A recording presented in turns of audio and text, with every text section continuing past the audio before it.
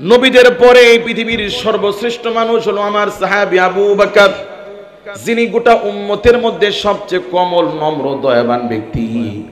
ঠিক যখন আল্লাহর জমিনে ইসলামের খিলাফতের যখন দায়িত্ব নিলেন, ঘোষণা করলেন আল্লাহর এই জমিনে কোন মুমিন যাকাত ফরজ হওয়ার পরে একটা উট বাঁধার জন্য যতটুকু রশি লাগে ততটুকু পরিমাণ যাকাত ফরজ হওয়ার পরে যদি যাকাত না দেয়, ওই মুমিনের বিরুদ্ধে আমি আবু বকর আল্লাহর জমিনে আমি জিহাদ ঘোষণা করছি।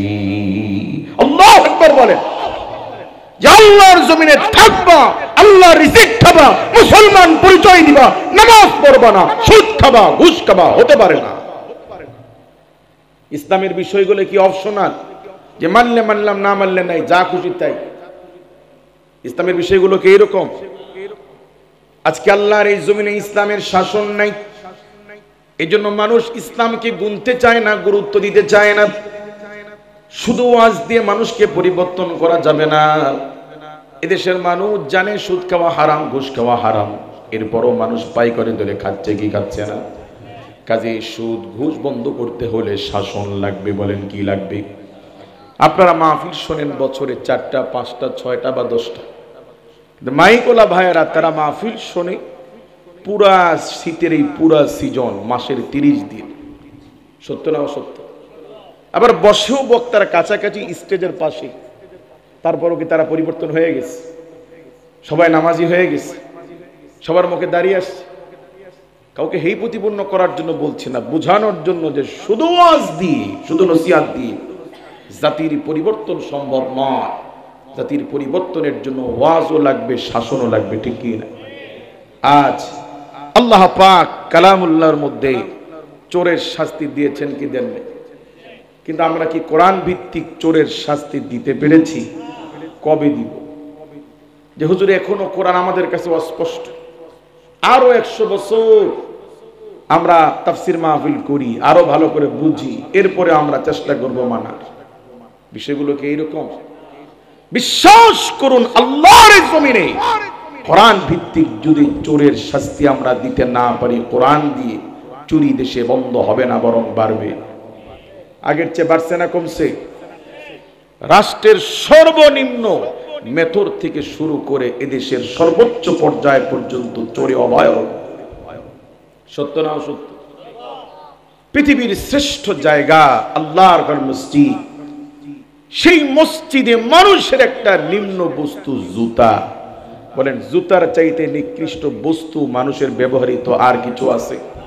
একটা মানুষকে লাঠি দিয়ে বাড়ি দেন, লুঙ্গি দিয়ে বাড়ি দেন, গামছা দিয়ে বাড়ি দেন, মিসওয়াক দিয়ে বাড়ি দেন, হাত দিয়ে চোট দেন, আর জুতা দিয়ে বাড়ি দেন, সব কি সমান? কোনটা নিকৃষ্ট?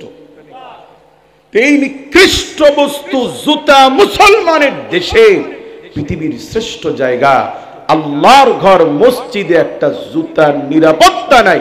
চোরের ভয়ে মসজিদে সেজদার সামনে জুতা রেখে মুসলমান নামাজ পড়া লাগে। লজ্জায় এ জাতির মরে যাওয়া উচিত। যে মুসলমান, তুমি তো এমন জাতি, তোমার সামনে লক্ষ লক্ষ কোটি টাকার সম্পদ পড়ে থাকবে, তুমি ধরবা না, শোবা না। আজ সেই জাতি নৈতিক পদস্খলন কি পরিমাণ ঘটলে যে মসজিদে একটা জুতার নিরাপত্তা পৃথিবীর দ্বিতীয় বৃহত্তম মুসলিম দেশে নাই। রেল স্টেশনের বিভিন্ন স্টেশনে বাথরুম আছে, বদনা নেই। রেলের বগিতে বাথরুম আছে, বদনা আছে, তবে শিকল দিয়ে তালা দেওয়া। খুব সম্মানের নাকি? যে একটা বদনা বিক্রি করলে যা 10 টাকা 20 টাকাও বিক্রি করা যাবে না, সেই বদনার নিরাপত্তা মুসলমানের দেশে নাই। শিকল দিয়া বদনা তালাতে রাখা লাগে, লজ্জায় মরে যাওয়া উচিত। অথচ আল্লাহ তাআলার রাসূল কোরআন ভিত্তিক এমন একটি ইসলামী খিলাফত প্রতিষ্ঠা করেছিলেন, যেই কোরআনিক শাসন ব্যবস্থায় 300 বছরের ইতিহাসে মাত্র 6 জন চোরের হাত জমিনে কাটতে হয়েছে। কত বছরে? আল্লাহর কসম করে বলতে পারি, আজ যদি দেশে কোরআন ভিত্তিক যদি চোরের শাস্তি দেওয়া হতো, এদেশে হাজারো সচিবের, এদেশে হাজারো মেম্বার চেয়ারম্যান, এদেশে হাজারো চাল ব্যবসায়ী, রসুন ব্যবসায়ী, মরিচ ব্যবসায়ীর হাত চুরির দায়ে কাটা যাইত। কাজে আল্লাহর জমিনে কোরআন ভিত্তিক চোরের শাস্তি দিবেন না, চুরি বন্ধ হবে না, বরং আরো বাড়েছে। ঠিক কি না? বাস্তবতা হলো এমন, দেশের পরিস্থিতি এমন যে একজন ব্যক্তি, গল্প ছলে বলছি, একজন ব্যক্তি মনে করুন সংসদ ভবনের সামনে রাস্তার পাশে একটা সাইকেল রেখেছে। হঠাৎ পুলিশ দৌড়ে আসছে, এই আপনি করেন কি? আপনি কি জানেন না এটা সংসদ, এদিক দিয়ে এমপি মন্ত্রীরা যায়, প্রাইম মিনিস্টার যায়। সাইকেলওয়ালা বলে, পুলিশ ভাই অসুবিধা নাই, আমি তালা দিয়ে রাখছি। কি করছি? অসুবিধা নাই, এই রাস্তা দিয়ে এমপি যায়, মন্ত্রী যায়, অসুবিধা নাই, সাইকেল তালা দিয়ে রাখছি আমি। আমার কথা বুঝেন নাই মনে হয়। মানে এটা হচ্ছে দেশের বাস্তবতা, যে দেশে অসংখ্য চেয়ারম্যান এমন আছে যার এলাকার বিধবা লিস্টের মধ্যে তার স্ত্রীর নাম ঢুকাইয়া দিছে। মানে মানুষ কি পরিমাণ শেষরা, নির্লজ্জ, বেহায়া, অসভ্য হলে যে বিধবা লিস্টের মধ্যে চেয়ারম্যান তার বইয়ের নাম ঢুকাইয়া দিতে পারে। করোনাকালীন সময় রাষ্ট্র থেকে গরিবদের জন্য 2500 করে টাকা প্রণোদনা দেওয়া হয়েছে। চেয়ারম্যানের একার সিমে 150 জন, 200 জন, 500 জনের টাকা চেয়ারম্যানের সিমে। দেখছেন না এরকম নিউজ? এই চুরি বন্ধ করতে হলে আল্লাহর কালাম ভিত্তিক চোরের শাস্তির কোনো বিকল্প। আর যদি জেনা ব্যভিচারের কথা বলি, এদেশে সব জিনিসের দাম বেড়েছে, আর সবচেয়ে দামি দৌলত মানুষের ইজ্জত, সতীত্বের মূল্য সবচেয়ে সস্তা হয়েছে। কথা বলে ঠিক কি না? আর যদি কোরআন ভিত্তিক এদেশে ব্যভিচারের শাস্তি দেওয়া হতো, এদেশে হাজারো শালি দুলা ভাইয়ের জিনার দায়ে ফাঁসি হইত, হাজারো দেবর আর ভাবির জিনার দায়ে ফাঁসি হইত, মৃত্যুদণ্ড হতো। কোরআন ভিত্তিক শাসন নাই, এজন্য দিনকে দিন সমাজ কেমন যেন জাহেলিয়াতের দিকে দৌড়ে দৌড়ে যাচ্ছে। কথা বলেন ঠিক কি না?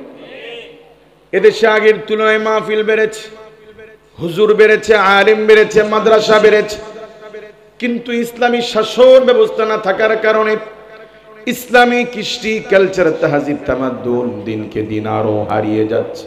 কথা বলেন, এদেশের পর্দা তো এমন ছিল আগে, আমাদের দাদিরা, নানিরা, আমাদের বাবার দাদিরা, তারা যখন চলাফেরা করত পরিপূর্ণ বোরকা পরে তারা বের হতো।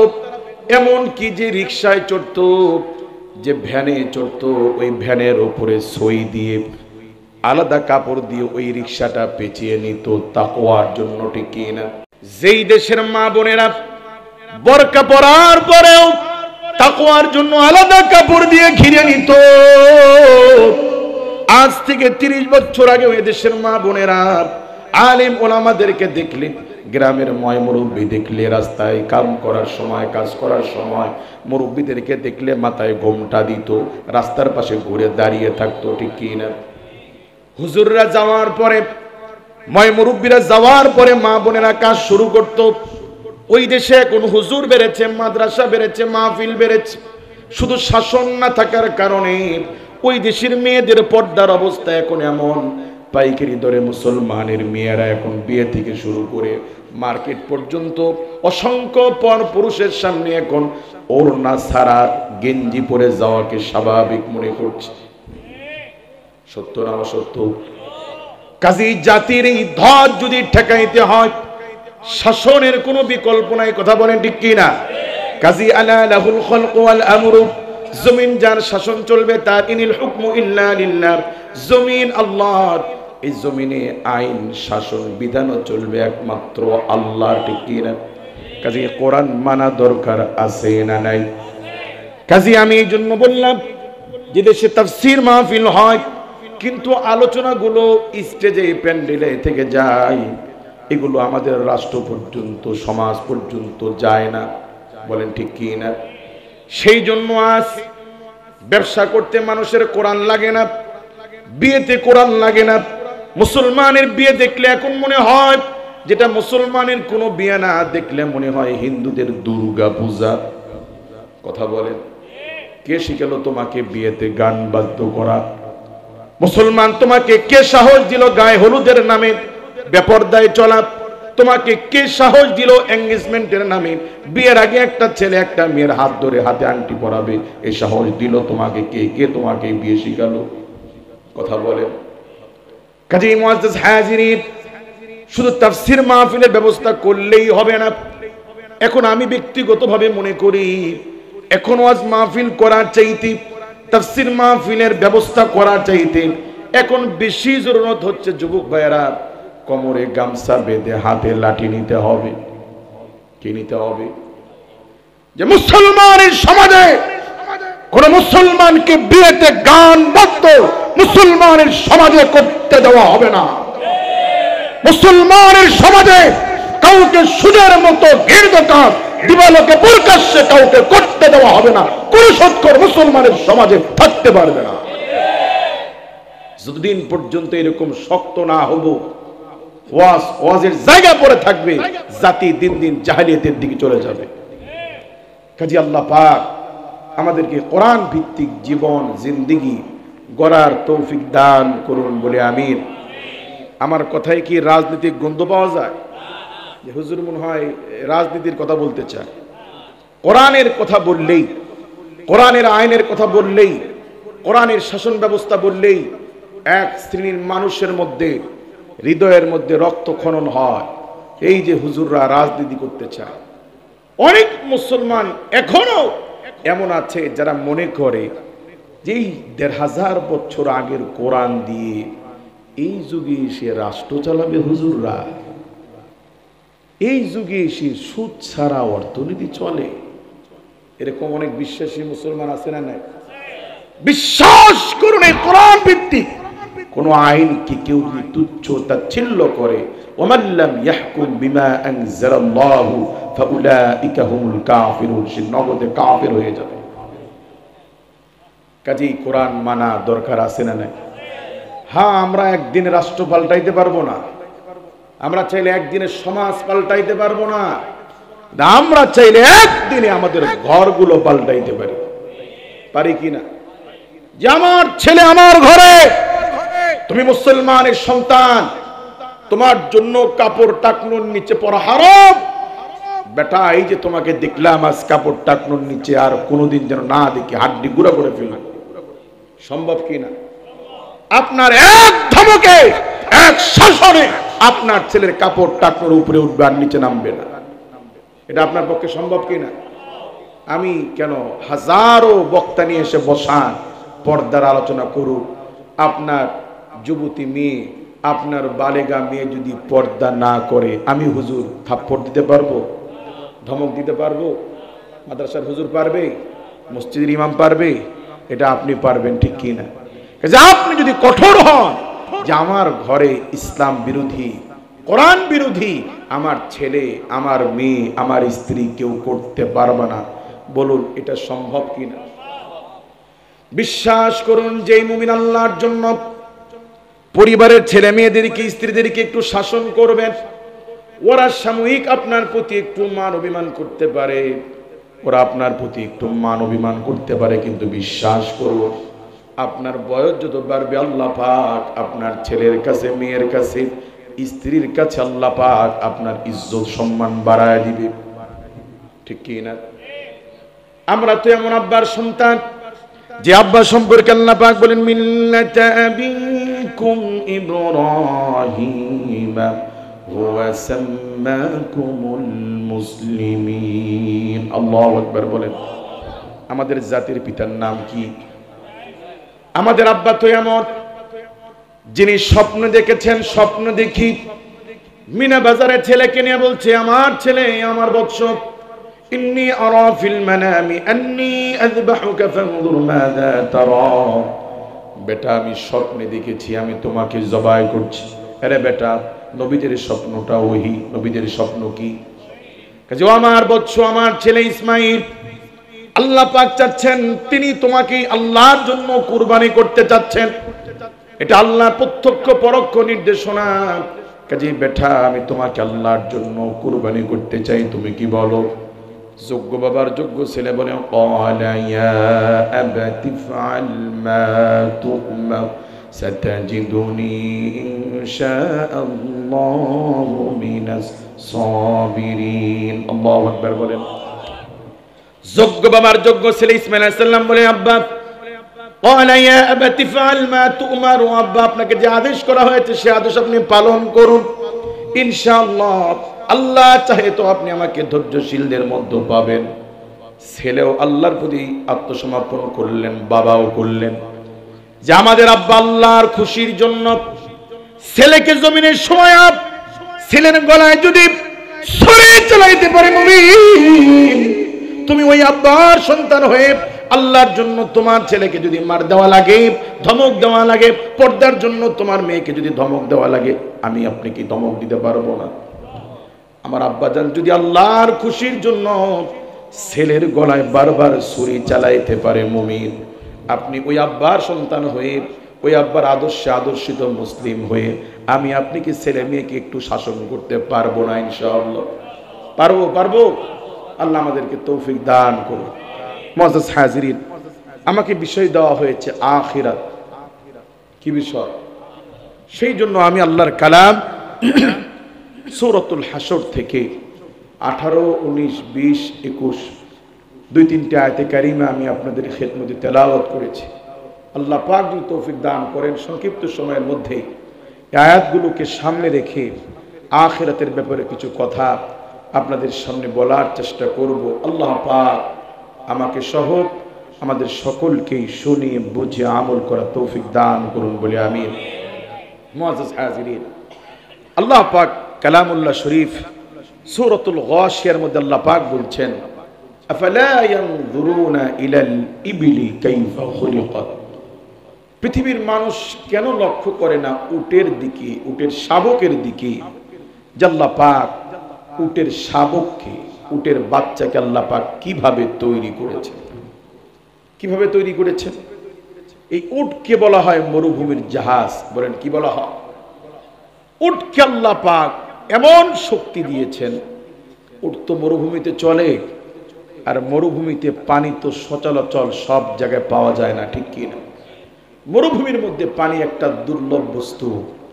উটকে আল্লাহ পাক এমন ভাবে তৈরি করেছেন যে উট খাবারবিহীন, পানিবিহীন 1 মাস সুস্থ থাকে, তার কিচ্ছু হয় না। উটের শরীরের ভিতর আল্লাহ পাক আলাদা একটা পানির ট্যাঙ্কি আল্লাহ দিয়েছেন।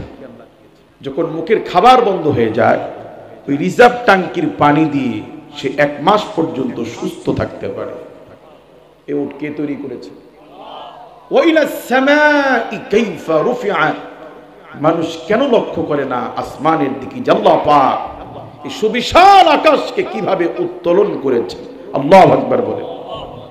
বিজ্ঞানীগণ বলেন যে এই সূর্য আমাদেরকে আলো দেয়, এই সূর্যের আয়তন পৃথিবীর চাইতে 1 গুণ নয়, 2 গুণ নয়, 10 গুণ নয়, 13 গুণ নয়, 13 শত নয়, 13,000 নয়, 13 লক্ষ গুণ বড়। আল্লাহু আকবার বলেন। কত গুণ বড়? পৃথিবীর তুলনায় 13 লক্ষ গুণ বড় সূর্যকে আল্লাহ পাক মহাশূন্যে ঝুলিয়ে রেখেছেন। নিচে কোনো কোটি দিয়েছেন? সূর্যের চাইতে তারকারাজিগুলো হাজার হাজার গুণ আরো বেশি বড়। আল্লাহু আকবার বলেন। এই তারকারাজিগুলো কি, সূর্য কি, আসমানকে আল্লাহ পাক খুঁটিবিহীন কিভাবে ঝুলিয়ে রেখেছেন। আল্লাহু আকবার বলেন। মানুষ কেন লক্ষ্য করেন আসমানের দিকে? ওয়াইলাস সামাই কাইফা রুফিআত, আল্লাহ পাক আসমানকে কিভাবে উত্তোলন করেছে। ওয়াইলাল জিবালি কাইফা নুসিবাত, মানুষ কেন লক্ষ্য করে না পাহাড়ের দিকে, যে আল্লাহ পাক কিভাবে পাহাড়কে প্যারাক হিসেবে জমিনে মেরে দিয়েছেন। আল্লাহু আকবার বলেন। পাহাড় কে বানিয়েছেন? কৃষক যখন মেশিন সেচ দেয়, পানি সেচ দেয়, পুকুর সেচ দেওয়ার জন্য মুরব্বীরা, কৃষকেরা যখন মেশিন সেচ দেয়, পুকুর পারে যখন মেশিন প্রতিস্থাপন করে, এই মেশিনের ডানে বামে সামনে পেছনে কিছু লোহার রড মাটিতে গেড়ে দেয়। দেয় কি দেয় না? রড গেড়ে দিয়ে রশি দিয়ে মেশিনকে বেঁধে রাখে, যেন মেশিন নড়াচড়া না করে, মেশিন যেন সরে না যায়। এই জন্য মেশিনকে স্থির রাখার জন্য মানুষ রড মাটিতে গাড়ে কি গাড়ে না? আল্লাহ পাক এই পৃথিবীর ভারসাম্য রক্ষার জন্য, যেন ঘন ঘন ভূমিকম্প না হয়, ভূমিধ্বস যেন না হয়, এই জন্য আল্লাহ রাব্বুল আলামিন ওয়া ইলাল জিবালি কাইফা নুসিবাত, আল্লাহ পাক পাহাড়কে প্যারাক হিসেবে জমিনে মেরে দিয়েছেন। কে মেরেছেন? এই যে পার্বত্য অঞ্চলে এত বিশাল বিশাল পাহাড়, কিলোমিটারের পর কিলোমিটার, এই পাহাড়গুলো কে বানিয়েছেন? কেন বানিয়েছেন? আল্লাহ পাক এগুলোকে প্যারাক হিসেবে মেরে দিয়েছেন। মানুষ এই পৃথিবীতে বসবাস করি, আমরা তো খবর রাখি না। আমরা মনে করি বৃষ্টি এমনি পড়ে, আমরা মনে করি ধান থেকে এমনি চাল হয়, এগুলো কি এমনি এমনি হয়? আপনার ঘরে যুগের পর যুগ বস্তার মধ্যে চাউল রাখেন, কোনোদিন কি ইচ্ছা করে ভাত হবে? তো মানুষবিহীন কোনোদিন ইচ্ছা করে যেমনি ভাবে চাল থেকে ভাত হয় না, আসমান জমিন চাঁদ সূর্য এগুলো কি এমনি এমনি হয়? এমনি এমনি হয়?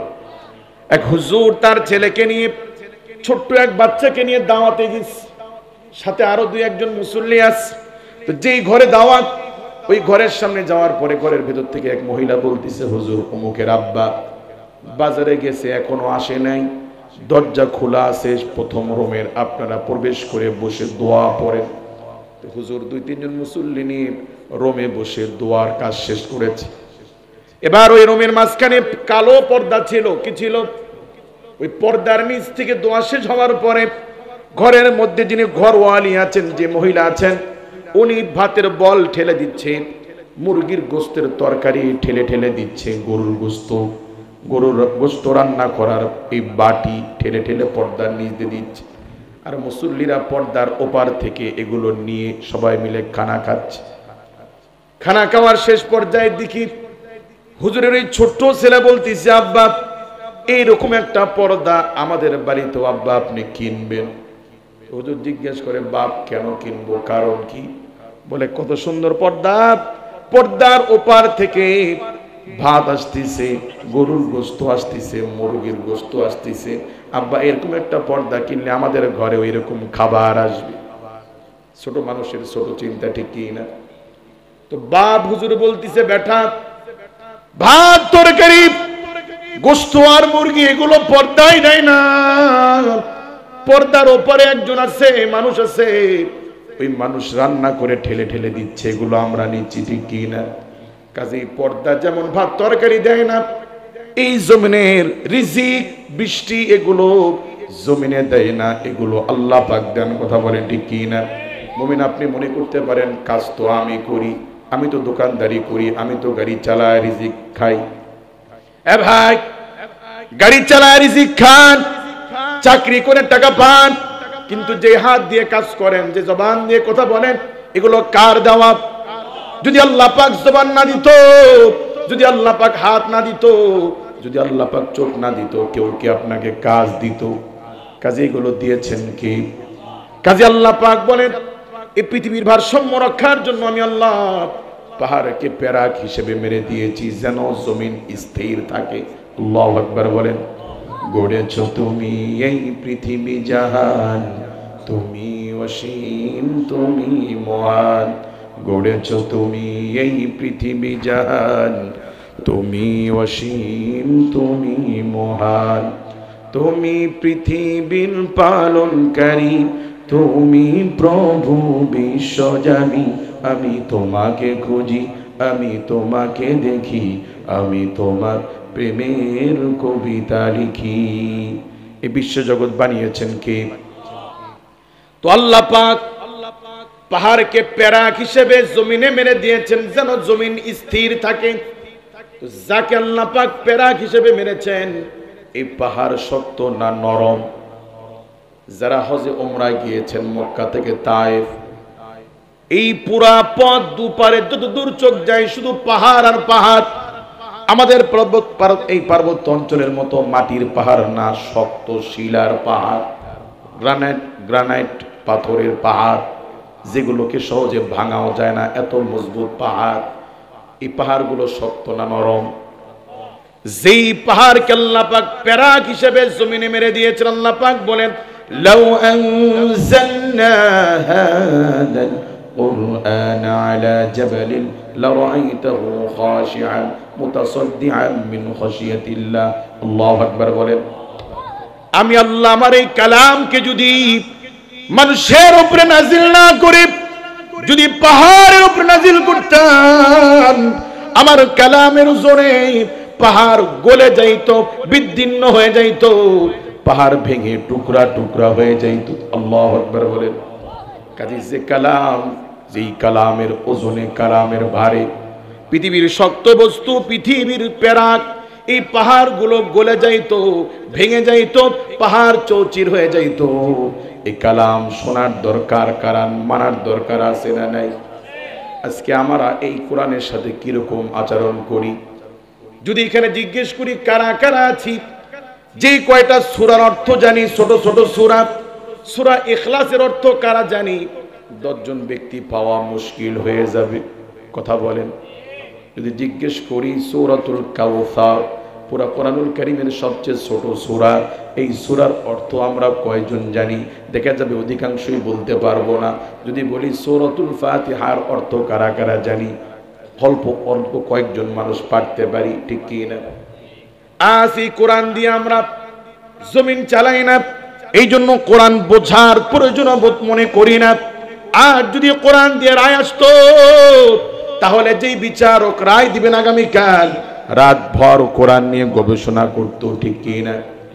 আসামি পক্ষ তারাও কোরআন নিয়ে চিন্তা করত, না জানি আগামীকাল আমাদের পক্ষে কি রায় আসে। বাদী পক্ষ তারাও কোরআন নিয়ে চিন্তা করত। কিন্তু আজ এই কালাম মজলুম, এই কালাম কেউ এখন পড়তেও চায় না, জানতেও চায় না। কথা বলেন।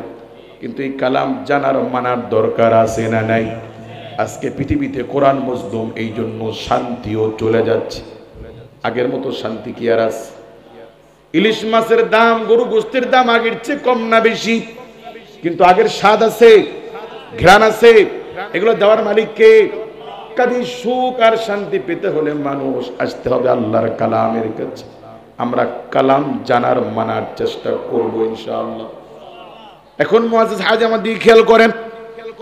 আপনাদের এই এলাকার কয়েকজন প্রবাসী ভাই আমার নাম পোস্টারে দেখে আমার সাথে যোগাযোগ করেছে, হুজুর আপনার ওয়াজ দেখলাম, পোস্টারে আপনার নাম দেখলাম, নাম দেখে ইউটিউবে সার্চ দিয়ে দেখলাম, ভালো লাগলো, হুজুর দোয়া করবেন আমাদের জন্য। কয়েকজন ভাই আমার সাথে যোগাযোগ করেছে।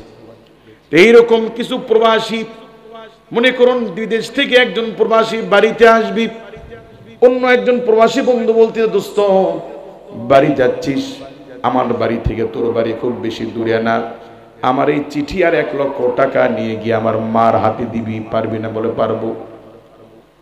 বন্ধুর টাকার চিঠি নিয়ে বন্ধু বাংলাদেশে এসে বন্ধুর বাড়িতে গিয়ে বলছে, খালাম্মা আপনার ছেলে আমার বন্ধু খুব ভালো আছে, বন্ধু এই চিঠি আর টাকা আপনাকে দেওয়ার জন্য বলেছে। ছেলের টাকা কি জন্য দিয়েছে তা বিস্তারিত লিখে দিয়েছিল চিঠির মধ্যে।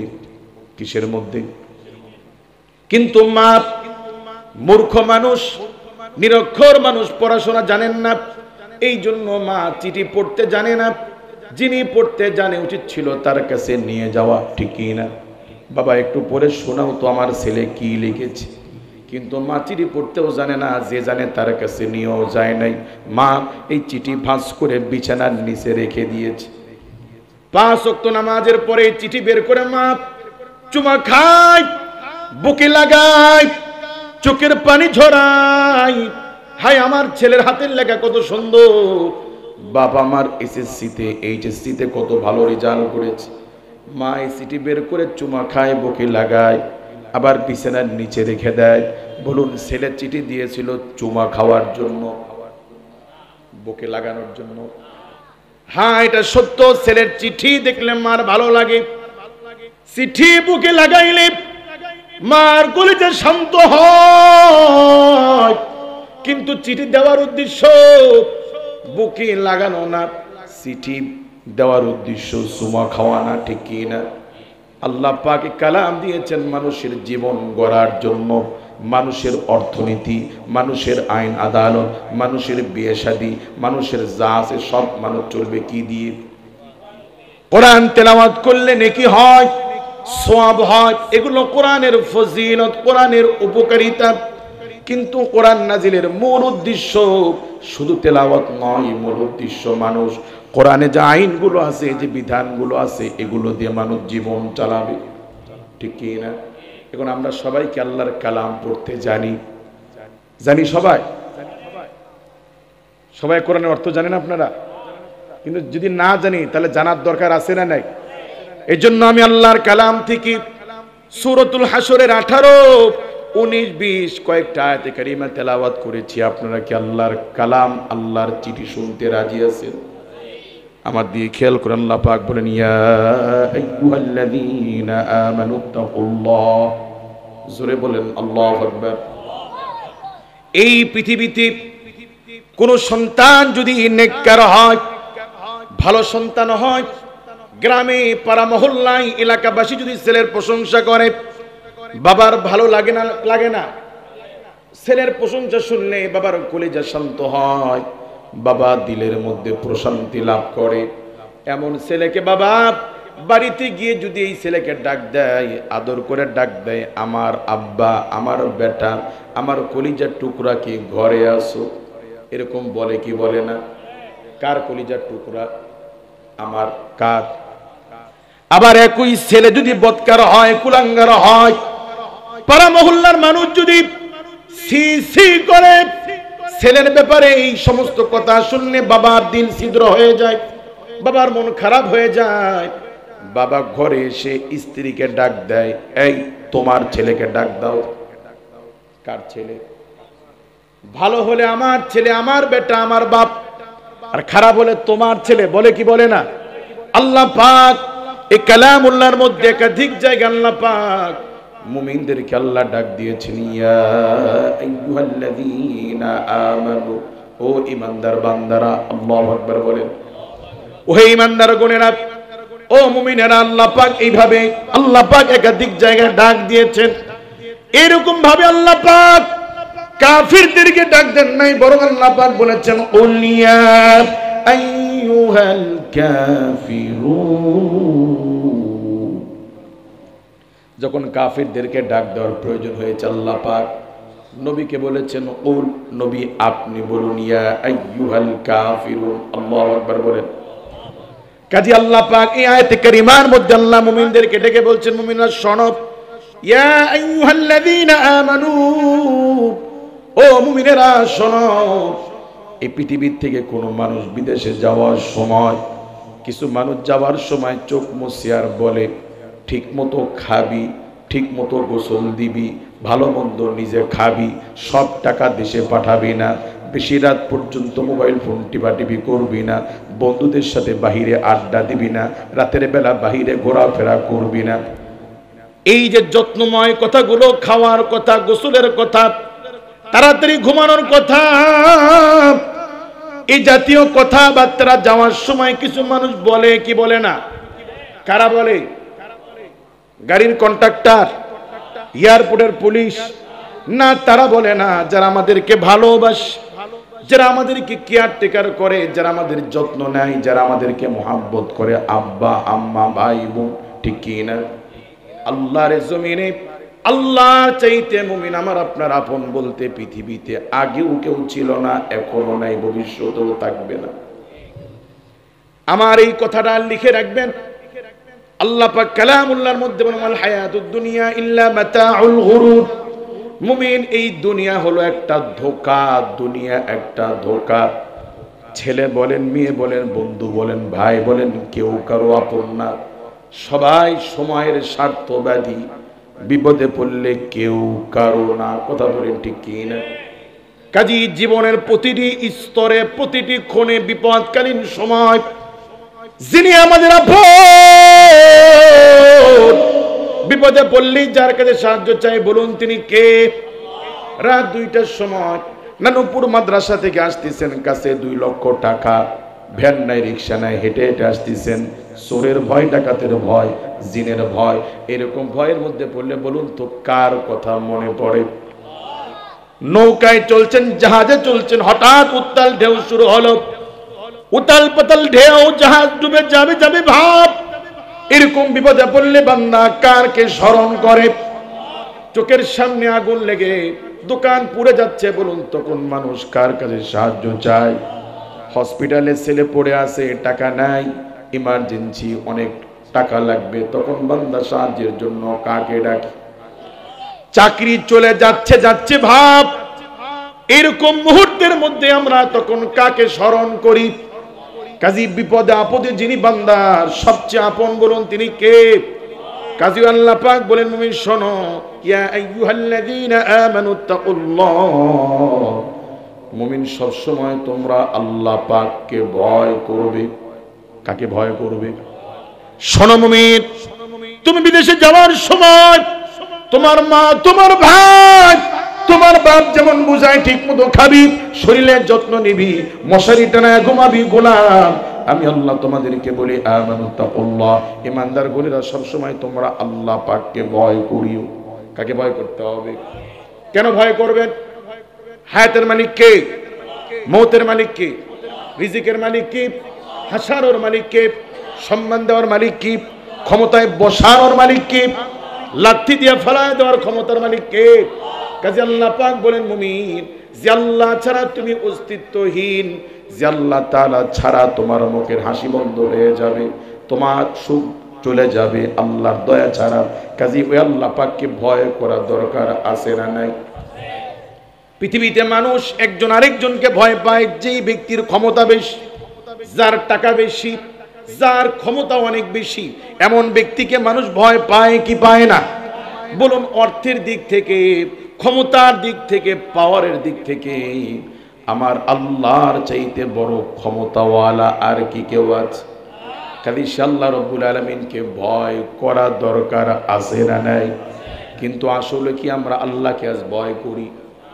যদি ভয় করতাম, দৈনিক মসজিদ 5 বার মসজিদের মিনারে আযান দেয়, আল্লাহু আকবার, আল্লাহ সবচেয়ে বড়।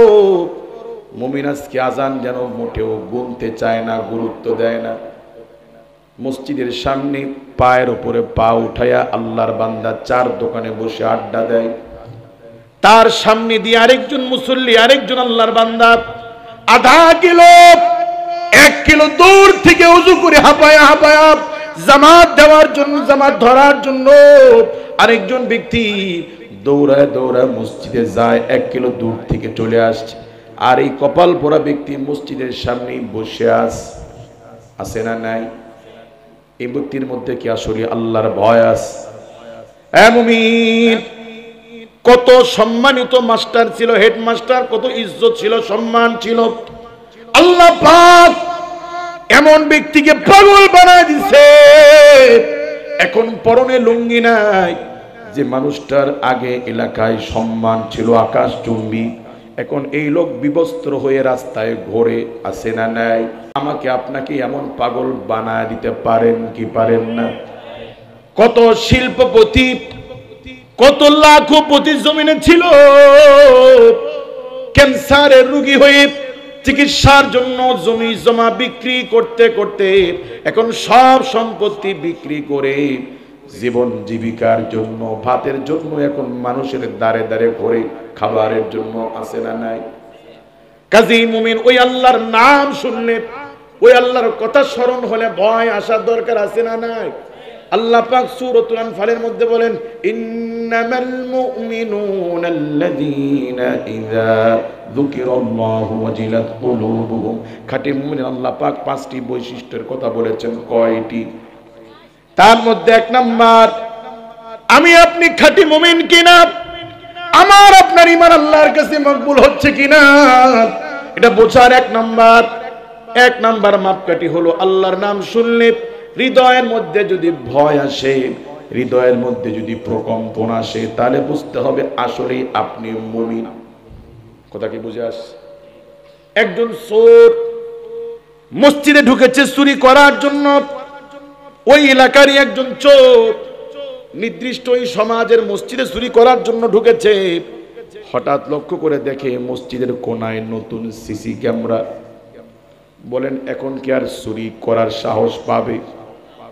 অথবা চুরি করেই ফেলেছে, ফ্যান খোলার আগে খেয়াল করে নাই, ফ্যান খোলার আগে খেয়াল করে নাই, ফ্যান খুলে প্যাকেট করেছে, তারপরে লক্ষ্য করে দেখে মসজিদের কোনায় সিসি ক্যামেরা দেখা যায়।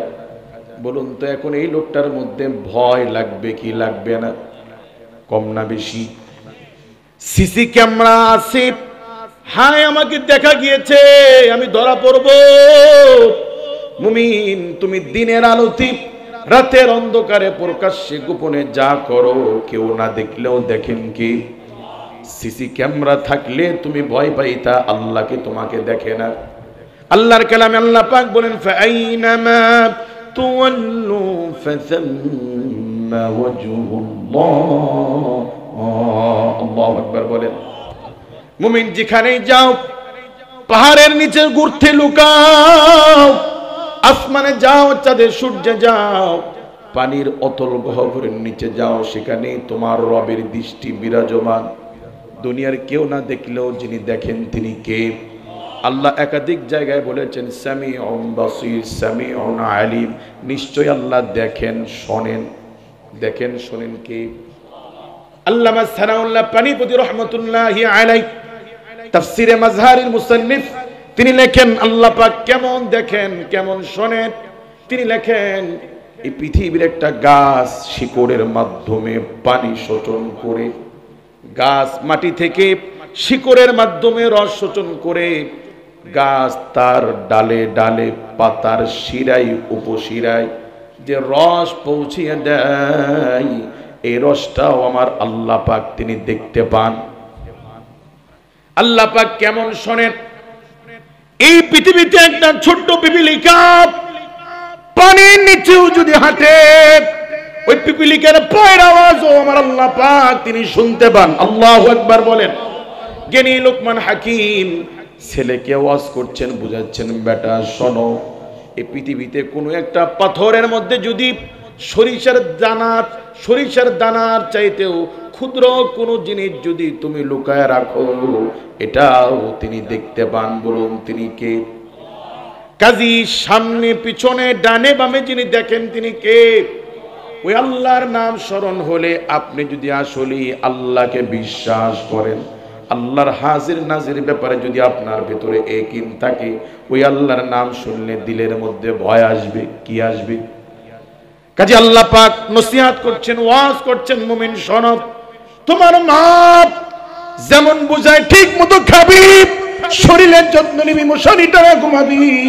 আমি আল্লাহ পাক বলি আমানুত্তাকুল্লাহ, ইমানদারগণ এই পৃথিবীতে চলতে ফিরতে উঠতে বসতে আল্লাহকে ভয় করবে। আমরা আল্লাহকে ভয় করব তো ইনশাআল্লাহ। হযরত ওমর ফারুক রাদিয়াল্লাহু তাআলা আনহু সফরে বের হয়েছেন। কয়েকদিনের সফরে তিনি তৃষ্ণার্ত আর ক্লান্ত হয়ে পড়লেন। মরুভূমির মধ্যে লক্ষ্য করে দেখে এক ছোট্ট রাখাল বালক অনেকগুলো ছাগল চড়াইতেছে। কি চড়াইতেছে? কাছে গিয়ে বললেন, বাবা আমি পথিক মুসাফির, খুব ক্লান্ত এবং তৃষ্ণার্ত, বাবা আমার প্রতি ইহসান করে এক গ্লাস দুধ কি আমাকে দেওয়া যায়? ছোট্ট বালক রাখাল বলছে, পথিক আপনাকে এক গ্লাস কেন, তার চেয়ে বেশি দিতে পারলে আমার ভালো লাগতো, কিন্তু দুঃখের বিষয় আমি আপনাকে এক গ্লাস কেন, এক ফোঁটাও দিতে পারবো না। কারণ আমি রাখাল, এগুলোর কর্মচারী, দেখাশোনা করি, আমি এগুলোর মালিক নই। এগুলোর মালিক অন্যজন। মালিকের অনুমতি ছাড়া আমানতের খেয়ানত করে, বাহাদুরি করে আপনাকে এক গ্লাস কেন, এক ফোঁটা দুধও আমার পক্ষে দেওয়া সম্ভব না। সুবহানাল্লাহ বলেন। হযরত ওমর রাদিয়াল্লাহু তাআলা আনহু আশ্চর্য হয়ে গেলেন, এতটুকু বালক, তার মধ্যে কি পরিমাণ সততা তাকওয়া, পরীক্ষা করে দেখার জন্য যে আসলেও তাকওয়া নাকি ভিন্ন কোনো উদ্দেশ্য আছে, যে এমনি দিবে না, টাকার লোভ দিলে দিবে, ঘটনা কি এমন কি না, পরীক্ষা করার জন্য খলিফাতুল মুসলিমিন বলে, রাখাল বাবা শোনো, এক কাজ করলে কেমন হয়, আমার কাছে তুমি ছাগল বিক্রি করো, আমি বেশি দাম দিয়ে কিনে নিব, তোমারও লাভ আমারও লাভ। আমার লাভ হলো আমি জবাই করে ছাগল খাইতে পারবো, আমার ক্ষুধা দূর হবে, আর তোমার লাভ হবে বাবা টাকা তোমার পকেটে রেখে দিও, কেউ ধরতে পারবে না। তোমার মালিক যদি দেখে একটা ছাগল কম, বলে দিও বাগে খেয়ে ফেলছে, মালিক বিশ্বাস করে নিবে। ছোট্ট রাখাল এবার বড় বড় চোখ তাকিয়ে খলিফাতুল মুসলিমিনের দিকে তাকিয়ে বলে, পথিক তুমি আমাকে চুরি শিখাও। শোনো পথিক, আমার একটা ছাগল কেন, দুই তিনটা ছাগল যদি কম হয় আমার মালিক আমাকে এত বিশ্বাস করেন, যদি আমি মিথ্যার আশ্রয় নিয়ে বলি যে বাঘে খেয়ে ফেলেছে, মালিক বিশ্বাস করবে? বিশ্বাস। কিন্তু প্রতীক সনদ দুনিয়ার মালিককে আমি বোকা বানাইতে পারবো? আল্লাহ পাক যিনি আমাকে দেখেন, যিনি আমাকে দেখছেন, ওই আল্লাহর চোখ আমি কিভাবে বাঁধবো? হাসরের মাঠে আল্লাহ পাক যদি আমাকে চোর বলে দাঁড় করায়, সেদিন আমি চোরের চেহারা নিয়ে মালিকের সামনে কেমনে দাঁড়াবো? আল্লাহু আকবার বলেন। আল্লাহর জমিনে চুরি, দুর্নীতি, রাহাজানি, লুণ্ঠন, অবিচার বন্ধ হবে না যতদিন পর্যন্ত পৃথিবীর মানুষের দিলে আল্লাহর ভয় না আসবে। কথা বলেন। পুলিশ দিয়ে, সিসি ক্যামেরা দিয়ে দুর্নীতি বন্ধ করা যাবে না। সচিবালয়ে সিসি ক্যামেরা আছে না নাই? ভূমি রেজিস্ট্রি অফিসে সিসি ক্যামেরা আছে না নাই? পাসপোর্ট অফিসে সিসি ক্যামেরা আছে না নাই? এরপরও দুর্নীতি চলে, বুঝতে পারবেন না ঘটনা ঘটছে কি। কথা বলেন। কাজে কেবলমাত্র দুর্নীতি বন্ধ হতে পারে আল্লাহর ভয় যতক্ষণ মানুষের দিলে আসবে, ওই মানুষের পক্ষে চুরি চামারি করা সম্ভব নয়। কথা বলেন ঠিক কি না? কাজে আমরা আল্লাহকে ভয় করব ইনশাআল্লাহ। 2 নম্বর আল্লাহ পাক বুঝাচ্ছেন, হে মুমিন শোনো, ওয়ালতানযুরু নাফসুম মা কদ্দামাত লিগাদিন ওয়াত্তাকুল্লাহ। ওয়ালতানযুরু নাফসুম মা কদ্দামাত লিগাদ। তোমাদের বোঝা উচিত, তোমাদের ভাবা উচিত, মা কদ্দামাত লিগাদ, তুমি তোমার আগামী কালের জন্য কি নিয়েছো। সুবহানাল্লাহ। কে বলছেন? তাদেরকে বলছে, এ মুমিন, তোমার মা যেমন বলে ঠিক মতো খাবি, শরীরের যত্ন নিবি, আমি আল্লাহ তোমাদেরকে বলি ওয়ালতানযুরু নাফসুম মা কদ্দামাত লিগাদ। মুমিন, তোমার বোঝা উচিত তুমি তোমার আগামী কালের জন্য গোলাম কি নিয়েছো। দুনিয়া ক্ষণস্থায়ী, আখিরাত চিরস্থায়ী, ঠিক কি না? তুমি ব্যবসা করে করে যত টাকার মালিক হও, যত বিল্ডিং ওয়ালা হও, তুমি মরে গেলে একটা টাকা পয়সা ধন দৌলত কি কবরে নিতে পারবো আমরা? আল্লাহ পাক এই পৃথিবীতে 4 জন শাসক কি বিশাল অঞ্চলের শাসন ক্ষমতা দিয়েছিলেন। তার মধ্যে 2 জন মুসলমান 2 জনের মধ্যে একজন বাদশা সুলাইমান আলাইহিস সালাম, আর একজন হলেন বাদশা যুলকারনাইন। বলেন কি নাম? এই যুলকারনাইন মৃত্যুর আগে নসিহত করে, শোনো আমার মন্ত্রীরা, আমার মৃত্যুর পরে 2টা ওসিয়াত। 1 নাম্বার, আমার লাশ ধোয়া যখন খাটিয়ার উপরে রাখবা, আমার 2টা হাত কাপড়ের বাহিরে রাখবা, আর জানাজা পড়িয়ে যখন খাটিয়াতে করে লাশ যখন কবরস্থানে নিবা, তখন আমার লাশ আমার স্বজনদের কাঁধে না দিয়ে বড় বড় ডাক্তারদেরকে দিয়ে বহন করে কবরস্থানে নিবা। লোকেরা বলে, বাদশাহ এমন আজীব, এমন আশ্চর্যপূর্ণ আজব নসিহত তো জীবনে কোনোদিন শুনি নাই, হঠাৎ কেন এমন চিন্তা?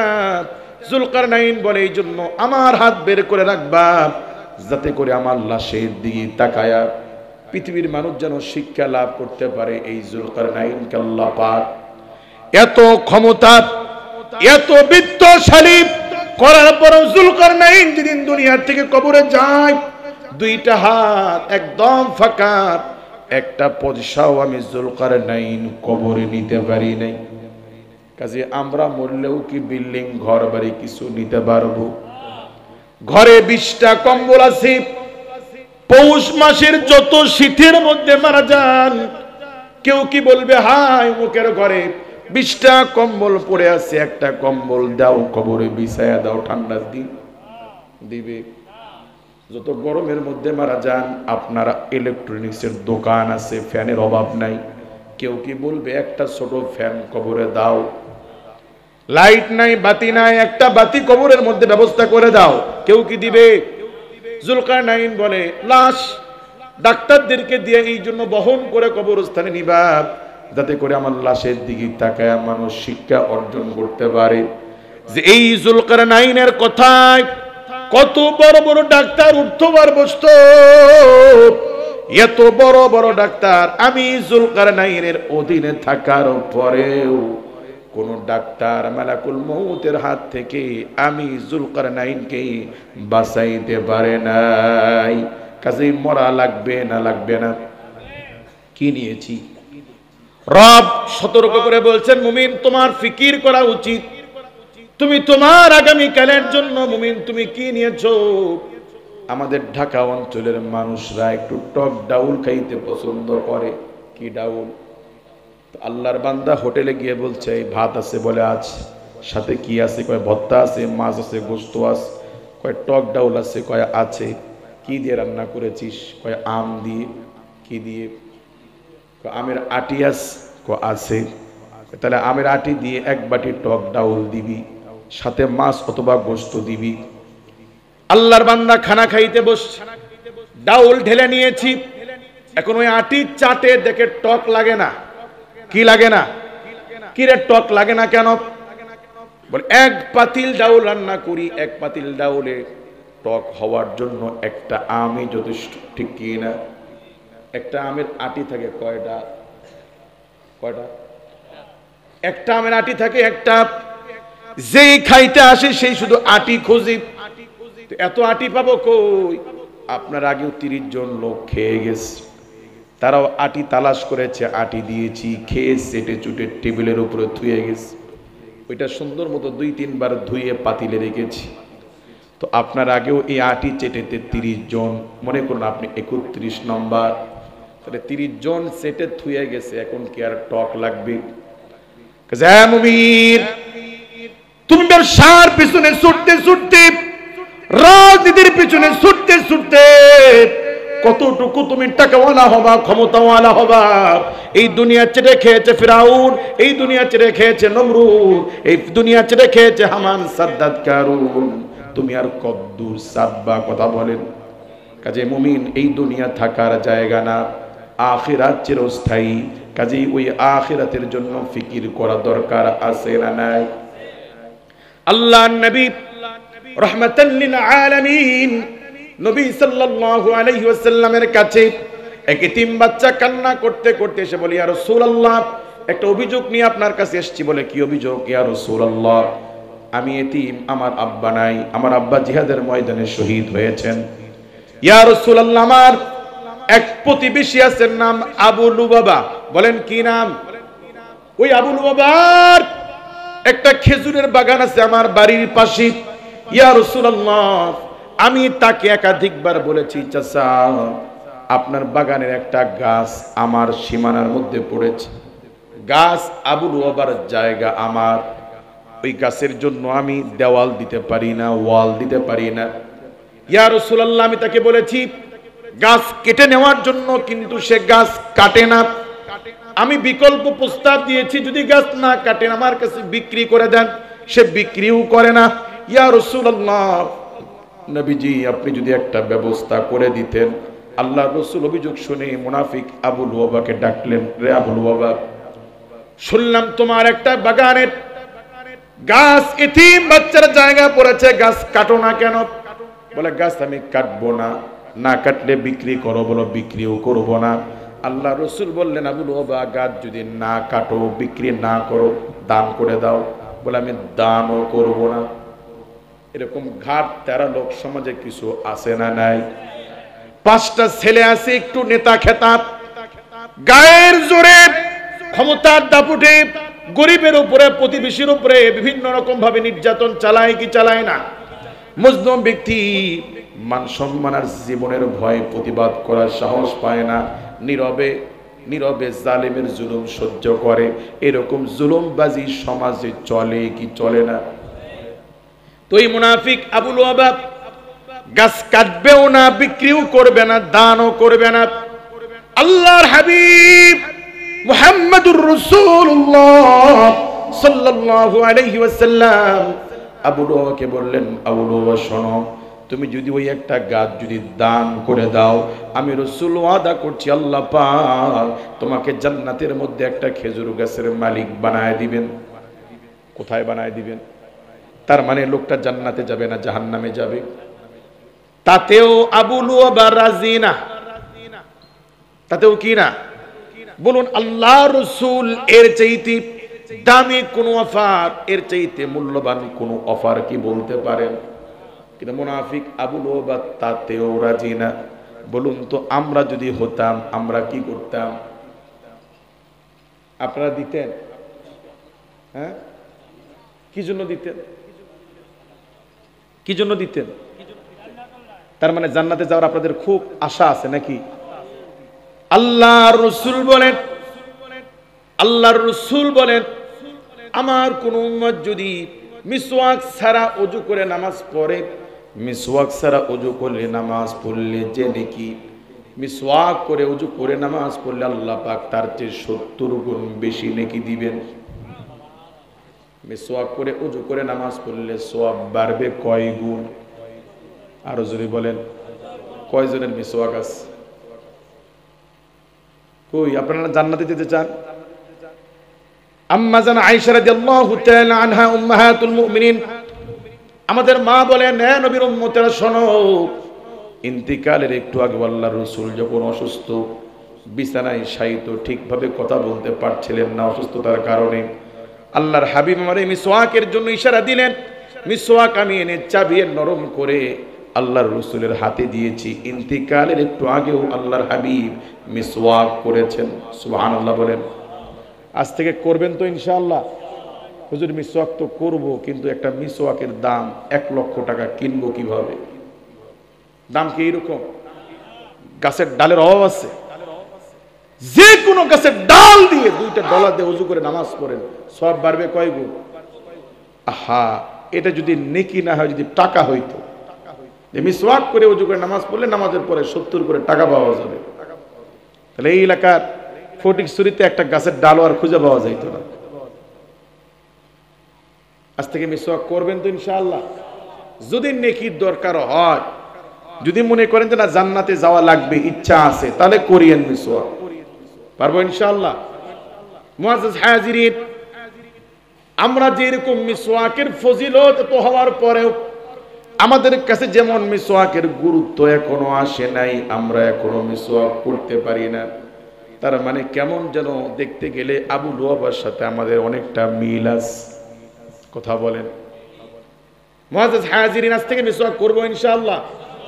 2 নাম্বার, চেষ্টা করবেন ওযু করার পরে কালিমা শাহাদাত পড়ার জন্য।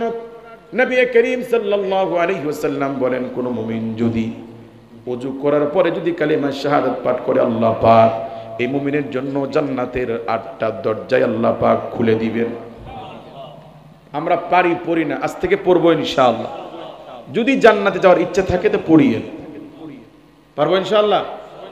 3 নম্বর, আল্লাহ রাসূল বলেন, কোন মুমিন যদি 5 ওয়াক্ত ফরজ নামাজের পরে কোরআনের শ্রেষ্ঠ আয়াত সূরা বাকারা 255 নম্বর আয়াত, আয়াতুল কুরসি, কোন মুমিন যদি 5 ওয়াক্ত ফরজ নামাজের পরে একবার করে পাঠ করে, আল্লাহ পাক এই ব্যক্তির মাঝে আর জান্নাতের মাঝে বাধা রেখেছেন মৃত্যু।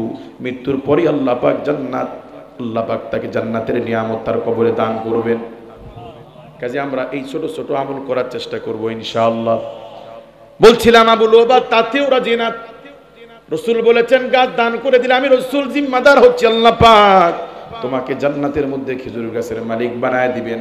কিন্তু মুনাফিক আবু লুবাব তাতেও রাজি না, তাতেও কিউ না। হাদিস সাক্ষী নবীর খাদেম আনাস ইবনে মালিক রাদিয়াল্লাহু তাআলা আনহু হাদিস বর্ণনা করেন, ওই সময় আল্লাহর নবীর সামনে অনেকগুলো সাহাবীর মধ্যে একজন ধনী সাহাবী বসা ছিলেন, যার নাম ছিল হযরতে আবু দাহদা রাদিয়াল্লাহু তাআলা আনহু। বলেন কি নাম? হযরতে আবু দাহদা রাদিয়াল্লাহু তাআলা আনহু বলেন, ইয়া রাসূলুল্লাহ, আবু লুবাব সে তো জান্নাতের অফার পাওয়ার পরেও দিতে রাজি নয়। নবীজি, ওই গাছটা আমি যদি কিনে নিই, এতিম বাচ্চাকে দান করে দিই। ইয়া রাসূলুল্লাহ, আপনি আবু লুবাবার জন্য যে অফার ঘোষণা করেছেন, যে পুরস্কারের কথা বলেছেন, ওই পুরস্কারটা কি আমার জন্য বরাদ্দ থাকবে? আল্লাহর রাসূল বললেন, হ্যাঁ রে আবু দাহদা, তুমিও যদি গাছটা কিনে নিয়ে যদি এতিম বাচ্চাকে দান করে দাও, আল্লাহ পাক তোমাকেও জান্নাতের মধ্যে খেজুর গাছের মালিক বানায় দিবেন। আল্লাহু আকবার বলেন। এই কথা শোনার পরে হযরত আবু দাহদা রাদিয়াল্লাহু তাআলা আনহু আবু লুবাবকে বলছেন, আবু লুবাব শোনো, মদিনায় আমার বিশাল একটা খেজুরের বাগান আছে, আমার বাগানের মধ্যে 600 গাছ আছে। কতটা খেজুরের গাছ? আমার 600 গাছ সহ পুরা বাগান। ওই বাগানের পাশে আমার একটা ঘর আছে, আমার ঘর, পুরা বাগান 600 গাছ সব যদি দিয়ে দিই, আবু লুবাবা তুমি কি তোমার ওই একটা গাছ দিবা? দুনিয়া লোভী মুনাফিক আবু লুবাবা এখন রাজি হয়ে গেছে। সোজা কথা, আমি রাজি। আমি কি?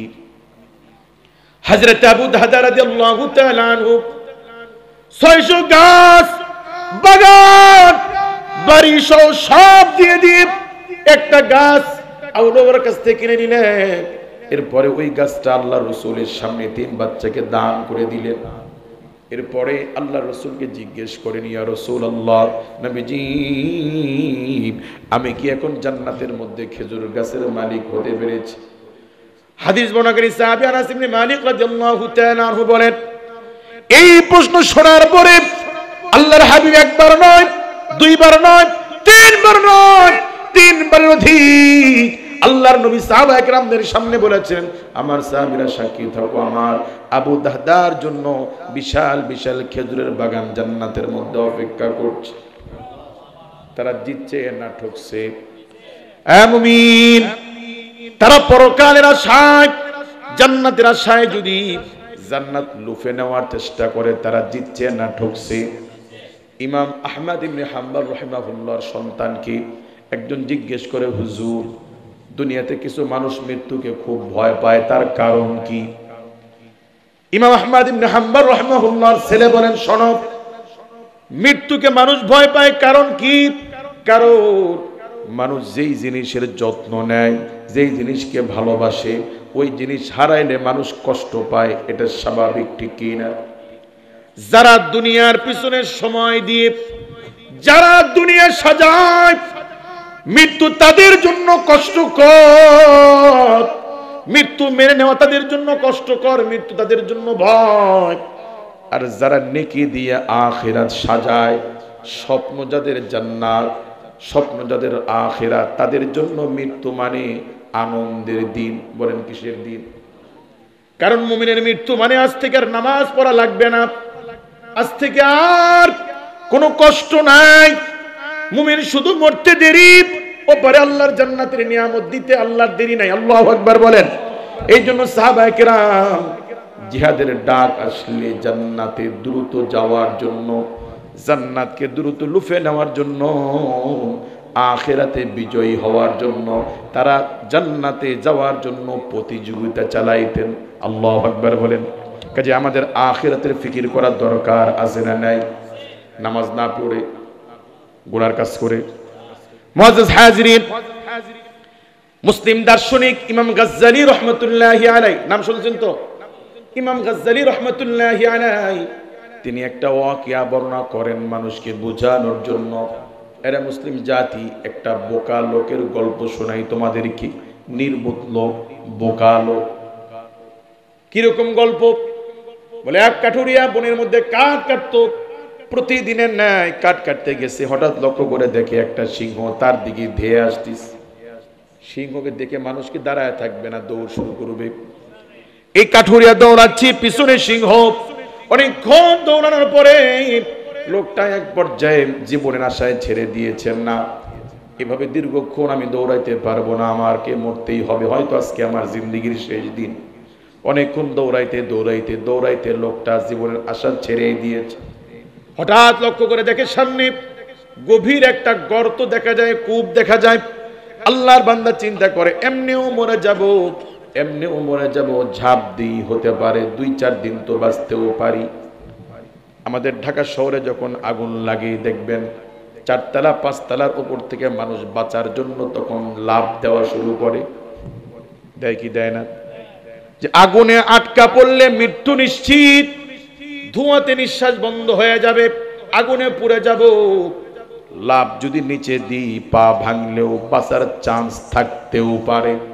কাজে বড় বিপদ থেকে, নগদ বিপদ থেকে বাঁচার জন্য মানুষ লাভ দেওয়াতে ভয় পায় না, ঠিক কি না?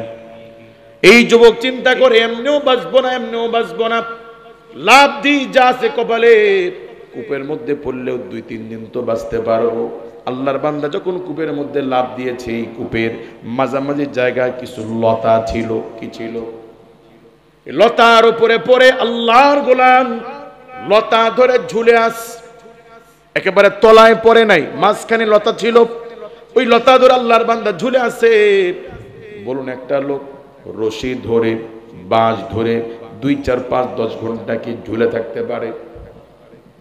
লোকটা চিন্তা করে, হাই কোন বিপদে পড়লাম, আমি দীর্ঘক্ষণ এই লতা ধরে ঝুলে থাকতে পারবো না, হয়তো আমাকে উপরে উঠতে হবে নতুবা নিচে নামতে হবে, এছাড়া দীর্ঘক্ষণ তো লতা ধরে আর ঝুলে থাকতে পারবো না, ঠিক কি না? আল্লাহর বান্দা যখন উপরের দিকে তাকায়, দেখে ওই কূপের উপরে, কূপের মাথায় ওই সিংহটা উকি দিচ্ছে যে আল্লাহর বান্দা উপরের দিকে তাকায় লাভ নাই, উপরে উঠলে আমি তোমাকে খেয়ে ফেলবো। তার মানে উপরে যাওয়ার সুযোগ নাই, উপরে আছে কি? আল্লাহর বান্দা চিন্তা করে, উপরে যদি যেতে না পারি তাহলে নিচে নামা যায় কিনা। আল্লাহর বান্দা যখন নিচের দিকে তাকায়, দেখে ওই কূপের তলদেশে বড় একটা সাপ তার দিকে হা করে তাকায় আছে। নিচে কি? উপরে ওঠার সুযোগ নাই, নিচেও নামার সুযোগ নাই। হুজ্জাতুল ইসলাম বলে, দুনিয়ার মানুষ, এই লোকটা লতা ধরে ঝুলে আছে, লক্ষ্য করে দেখে ওই লতার 2 পাশ থেকে 2টা ইঁদুর, একটা সাদা ইঁদুর একটা কালো ইঁদুর কুটকুট করে লতার 2 পাশ দিয়ে কামড় দিয়ে কেটে দিচ্ছে। বিপদ বাড়ছে না কমছে? এত বিপদের মধ্যে আল্লাহর গোলাম লক্ষ্য করে দেখি ওই লতার একটা কোনায় মধুর চাক দেখা যায়, মধু দেখা যায়। আল্লাহর বান্দা মধু দেখে সিংহের কথা ভুলে গেল, নিচের সাপের কথা ভুলে গেল, ইঁদুরগুলো যে রশি কেটে দিচ্ছে এদের কথা ভুলে গেল, সব ভুলে আল্লাহর বান্দা এক হাতে রশি ধরে আরেক হাতে মধু খাওয়ার মধ্যে ব্যস্ত হয়ে পড়ল। হুজ্জাতুল ইসলাম বলে, দুনিয়ার মানুষ বলো তো, এই লোক চালাক না বোকা? মনে করেন কেউ একজন চিৎকার করে বলল যে কোত্থেকে যেন একটা সিংহ আসছে, কেউ থাকবেন আপনারা এখানে? যদি সত্যি হয় থাকবেন আপনারা? মনে করেন আপনারা এখন খানা খাচ্ছেন, দৌড় দিবেন কিনা? একজন যদি বলে দৌড়ু, যা আছে বলে আগে খাইয়া লই, এরকম কেউ যদি করে সে কি ভালো মানুষ? মানে এই লোকটা কি পাগল না সুস্থ? হুজ্জাতুল ইসলাম বলেন, মুমিন, তুমি তোমার জীবনকে এই কাটুরিয়ার সাথে একটু মিলা দেখো। আল্লাহ পাক কালামের মধ্যে বলেছেন, কুল্লু নাফসিন যায়িকাতুল মাউত, প্রত্যেকেই মৃত্যুর স্বাদ গ্রহণ করা লাগবে। লাগবে কি লাগবে না? আইনামা তাকুনু ইউদরিকুমুল মাউত ওয়ালাউ কুনতুম ফি বুরুজিম মুশাইয়্যাদা, মৃত্যুর হাত থেকে বান্দা যেখানেই লুকাও, পাহাড়ের নিচে লুকাও, মাটির নিচে লুকাও, পানির নিচে লুকাও, চাঁদে যাও, সূর্যে যাও, মালাকুল মউত ধরবেই ধরবে, ঠিক কি না? কাজেই মৃত্যু নামক সিংহ প্রতিনিয়ত আমাদেরকে ধাওয়া করে চলছে, ঠিক কি না? মৃত্যুর যন্ত্রণা কত কঠিন, সইতে আমি পারিব না, কবরের আযাব কত কঠিন, সইতে আমি পারিব না। ওগো দয়াময় হে রহমান, চাই যে তোমার করুণা, মৃত্যুর যন্ত্রণা কত কঠিন, সইতে আমি পারিব না। আল্লাহু আকবার বলেন।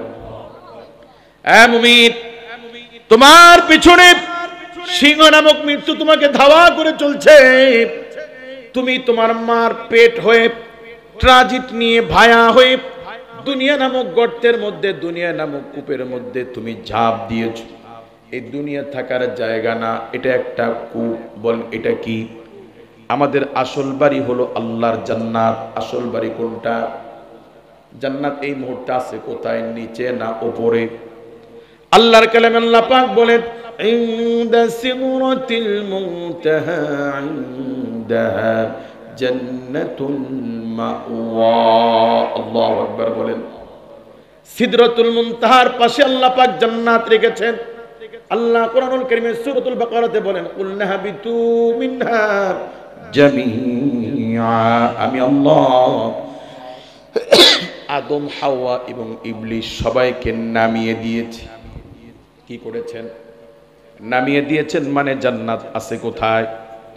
উপর থেকে আল্লাহ নামিয়ে দিয়েছেন। কাজে জান্নাত কোথায় আছে? উপরে। পৃথিবীতে কোনো মানুষ যদি কোনো গর্তে পড়ে যায়, গর্তের পরিমাণ যদি বেশি হয়, তাহলে এই গর্ত থেকে মানুষকে কেমনে উঠায়? উপর থেকে একটা রশি ছেড়ে দেয়, ঠিক কি না? যেই লোক গর্তে পড়েছে তার দায়িত্ব হলো শক্ত করে ধরা, আর উপরে যারা আছে তারা উঠায়। এইভাবেই তো উঠানো হয়, ঠিক কি না? আল্লাহ পাক জান্নাতের মানুষদেরকে বাড়ি থেকে দুনিয়া নামক কূপে আল্লাহ পাক নামিয়ে দিয়েছেন। আবার এই কূপ থেকে তুলে জান্নাতে দেওয়ার জন্য আল্লাহ পাক কোরআন নামক রশি আল্লাহ পাক উপর থেকে নামিয়ে দিয়েছেন, ঠিক কি না? কোরআন নামক রশি আল্লাহ উপর থেকে নামিয়ে দিয়ে আল্লাহ পাক বলছেন, ওয়াতাসিমু বিহাবলিল্লাহি জামিআ। আল্লাহু আকবার বলেন। আল্লাহর রজ্জু, আল্লাহর রশি, কোরআনকে শক্ত করে ধরো। যেই ব্যক্তি দুনিয়া নামক কূপে কোরআন নামক রশিকে শক্ত করে ধরবে, কোরআন নামক রশি তার আসল বাড়ি আল্লাহর জান্নাতে পৌঁছে দিবে। সুবহানাল্লাহ বলেন। কাজে এই দুনিয়া কূপ, এটা থাকার জায়গা না, এটা কূপ বলেন। এটা কি? মার পেট থেকে, মৃত্যুর হাত থেকে বাঁচার জন্য ঝাঁপ দিয়েছেন দুনিয়া নামক কূপে। এই দুনিয়াতে ঝাঁপ দেওয়ার পরে হায়াত নামক রশি ধরে আপনি আমি ঝুলে আছি। আমাদের জানা নাই হায়াত কার, কতদিন, ঠিক কি না? হায়াতকে পুঁজি করে, হায়াতকে আঁকড়ে ধরে আমরা ঝুলে আছি। আর এই দুনিয়ার তলদেশে সাপ নামক কবর আমাদের দিকে হাঁ করে তাকায় আছে। কবর আমাদেরকে ডেকে বলে, আনা বাইতুল যুলমা, আমি অন্ধকারের ঘর। খবরদার মুমিন, নেকি সারা আমল সারা আমার ভেতরে আসিও না। কাজে এই দুনিয়া নামক কূপের তলদেশে সাপ নামক কি তাকায় আছে? জোরে বলেন। এই কবরকে ভয় করা দরকার আছে না নাই? আল্লাহ পাক বলেন, ওয়াত্তাকু ইয়াওমান লা তাজজি নাফসুন আন নাফসিন শাইআ ওয়া লা ইউকবালু মিনহা শাফাআ। এ মুমিন, ভয় করো ওই দিনকে যেদিন কোনো সুপারিশ চলবে না, যেদিন কেউ কারো কোনো উপকারে আসবে না। ওয়ালা ইউখাযু মিনহা আদলুন, যেদিন কোনো বিনিময় চলবে না, কোনো সুদ চলবে না, ঘুষ চলবে না। ওই কবরের জগৎকে, আখিরাতকে তোমরা ভয় করো। কে বলছেন? কাজী হুজ্জাতুল ইসলাম বলেন, দুনিয়ার মুমিন, এই দুনিয়ার তলদেশে সাপ নামক কবর তোমার দিকে তাকায় আছে। আর তোমার হায়াত নামক রশি থেকে একটা করে দিন চলে যাচ্ছে। দিন নামক সাদা ইঁদুর হায়াত নামক রশি কেটে ছোট করে দিচ্ছে, ঠিক কি না? রাত নামক কালো ইঁদুর কুটকুট করে আপনার হায়াতি জীবন নামক রশিকে কেটে ছোট করে দিচ্ছে। আপনার হায়াত যদি হয় 60 বছর, অলরেডি কারো 30 গেছে, অলরেডি কারো 50 চলে গেছে, ঠিক কি না? কাজে জীবন থেকে একটা রাত চলে যায়, জীবন থেকে একটা দিন চলে যায় মুমিন। বিপদ আপনার তত কাছে আসতেছে, ঠিক কি না? এত বিপদের মধ্যে থাকার পরেও মুমিন দুনিয়ার ধন সম্পদ নামক মধুর লোভ সামলাইতে না পেরে তুমি মৃত্যুর কথা ভুলে গেছো, তুমি কবরের কথা ভুলে গেছো। তোমার চাইতে নির্বোধ, তোমার চাইতে বোকা লোক পৃথিবীতে আর কেউ নাই। কাজে আমাদেরকে নিজের ভালো বোঝার দরকার আছে না নাই? কেউ যদি বলে আগামী 3 মাস পেঁয়াজের দাম বাড়বে, শেষ করে দিব আরেকটু হুজুর, আর 10-15 মিনিট ইনশাআল্লাহ। কেউ যদি বলে পেঁয়াজের দাম খুবই বাড়বে অচিরেই, সংকট, এই তথ্য শোনার পরে বলুন তো মানুষ চালাকি করে সচেতনতার কারণে কিছু মানুষ 5 কেজি 10 কেজি পেঁয়াজ কিনে রাখার চেষ্টা করবে কি করবে না? কেন করবে? এই জন্য করবে, সত্যি যদি দাম বাড়ে আর আমি যদি 5 কেজি 10 কেজি পেঁয়াজ কিনে রাখি, তাহলে আগামী 3 মাস চলতে কষ্ট হবে না, ঠিক কি না? যেই লোক 3 মাস দাম বাড়লে যেন চলতে কষ্ট না হয়, চালাকি করে পেঁয়াজ কিনে রাখে, কিন্তু পেঁয়াজের দাম বাড়তেও পারে নাও পারে, ঠিক কি না? পেঁয়াজের দাম যদিও বাড়ে, আপনি মরেও যেতে পারেন, নাও বাঁচতে পারেন, ঠিক কি না? তাহলে অনিশ্চিত ভবিষ্যৎ, বাঁচতেও পারেন নাও পারেন, তারপরও পেঁয়াজ কিনে রাখার চেষ্টা করে। মৃত্যু নিশ্চিত, কবরে যাওয়াই লাগবে। মুমিন, তোমার মধ্যে কোনো ফিকির নাই, তোমার চেয়ে নির্ভর পৃথিবীতে আর কে আছে? কাজে আখিরাতের ফিকির করার দরকার আছে না নাই? আরো জোরে বলেন। কাজে আমরা ফিকির করব তো ইনশাআল্লাহ। একজন রিক্সা চালক যদি দৈনিক 500 টাকা ইনকাম করে, 500 টাকা ভেঙে খায় না। লুঙ্গি ছেঁড়া লুঙ্গি কেনা দরকার কিন্তু কিনে না। ইলিশ মাছ দেখলে মনে চায় মাছটা আজকে কিনে নিই, কিন্তু কিনে না। যে পুরা টাকা ভেঙে যদি বাজার করি আমি টাকা জমাইতে পারবো না। রিক্সা চালক চেষ্টা করে 200 টাকা দিয়ে বাজার করতে, 300 টাকা সঞ্চয় করতে। উদ্দেশ্য 3 বছর যদি কষ্ট করে করে যদি 300 করে টাকা জমাইতে পারি, 3 বছর পর একটা ভ্যান কিনতে পারবো, একটা রিক্সা কিনতে পারবো, একটা ঘর তুলতে পারবো। এরকম কিছু করার আশায় মানুষ সঞ্চয় করে কি করে না? যেই লোক নিজেকে কষ্ট দিয়ে টাকা জমায়, নিজেকে কষ্ট দিয়ে না খেয়ে টাকা জমায়, এই লোক 3 মাস বাঁচবে, তার কি কোনো গ্যারান্টি আছে? তার অনিশ্চিত ভবিষ্যতের জন্য মুমিন নিজেকে কষ্ট দাও, কিন্তু মৃত্যু নিশ্চিত, কবরে যাওয়াই লাগবে। অথচ এই কবরের ব্যাপারে তোমার ফিকির নাই। দয়াময় রহমান কোরআন নাজিল করে বলেন, গোলাম ওয়ালতানজুরু নাফসুম মা কদ্দামাত লিগাদ। তোমার বোঝা উচিত মুমিন, তুমি তোমার আগামী কালের জন্য কি নিয়েছো, নেওয়ার দরকার আছে না নাই? আল্লাহ বার বলেন তাকুল্লাহ, আল্লাহকে ভয় করো। ইন্নাল্লাহা খাবীরুম বিমা তা'মালুন। গোলাম তোমরা যা কিছু করো সব কিছু জানেন। বলুন তিনি কে? পরে আয়াত আল্লাহ পাক বলেন, ওয়ালা তাকুনু কাল্লাযীনা নাসুল্লাহ ফাআনসাহুম আনফুসাহুম।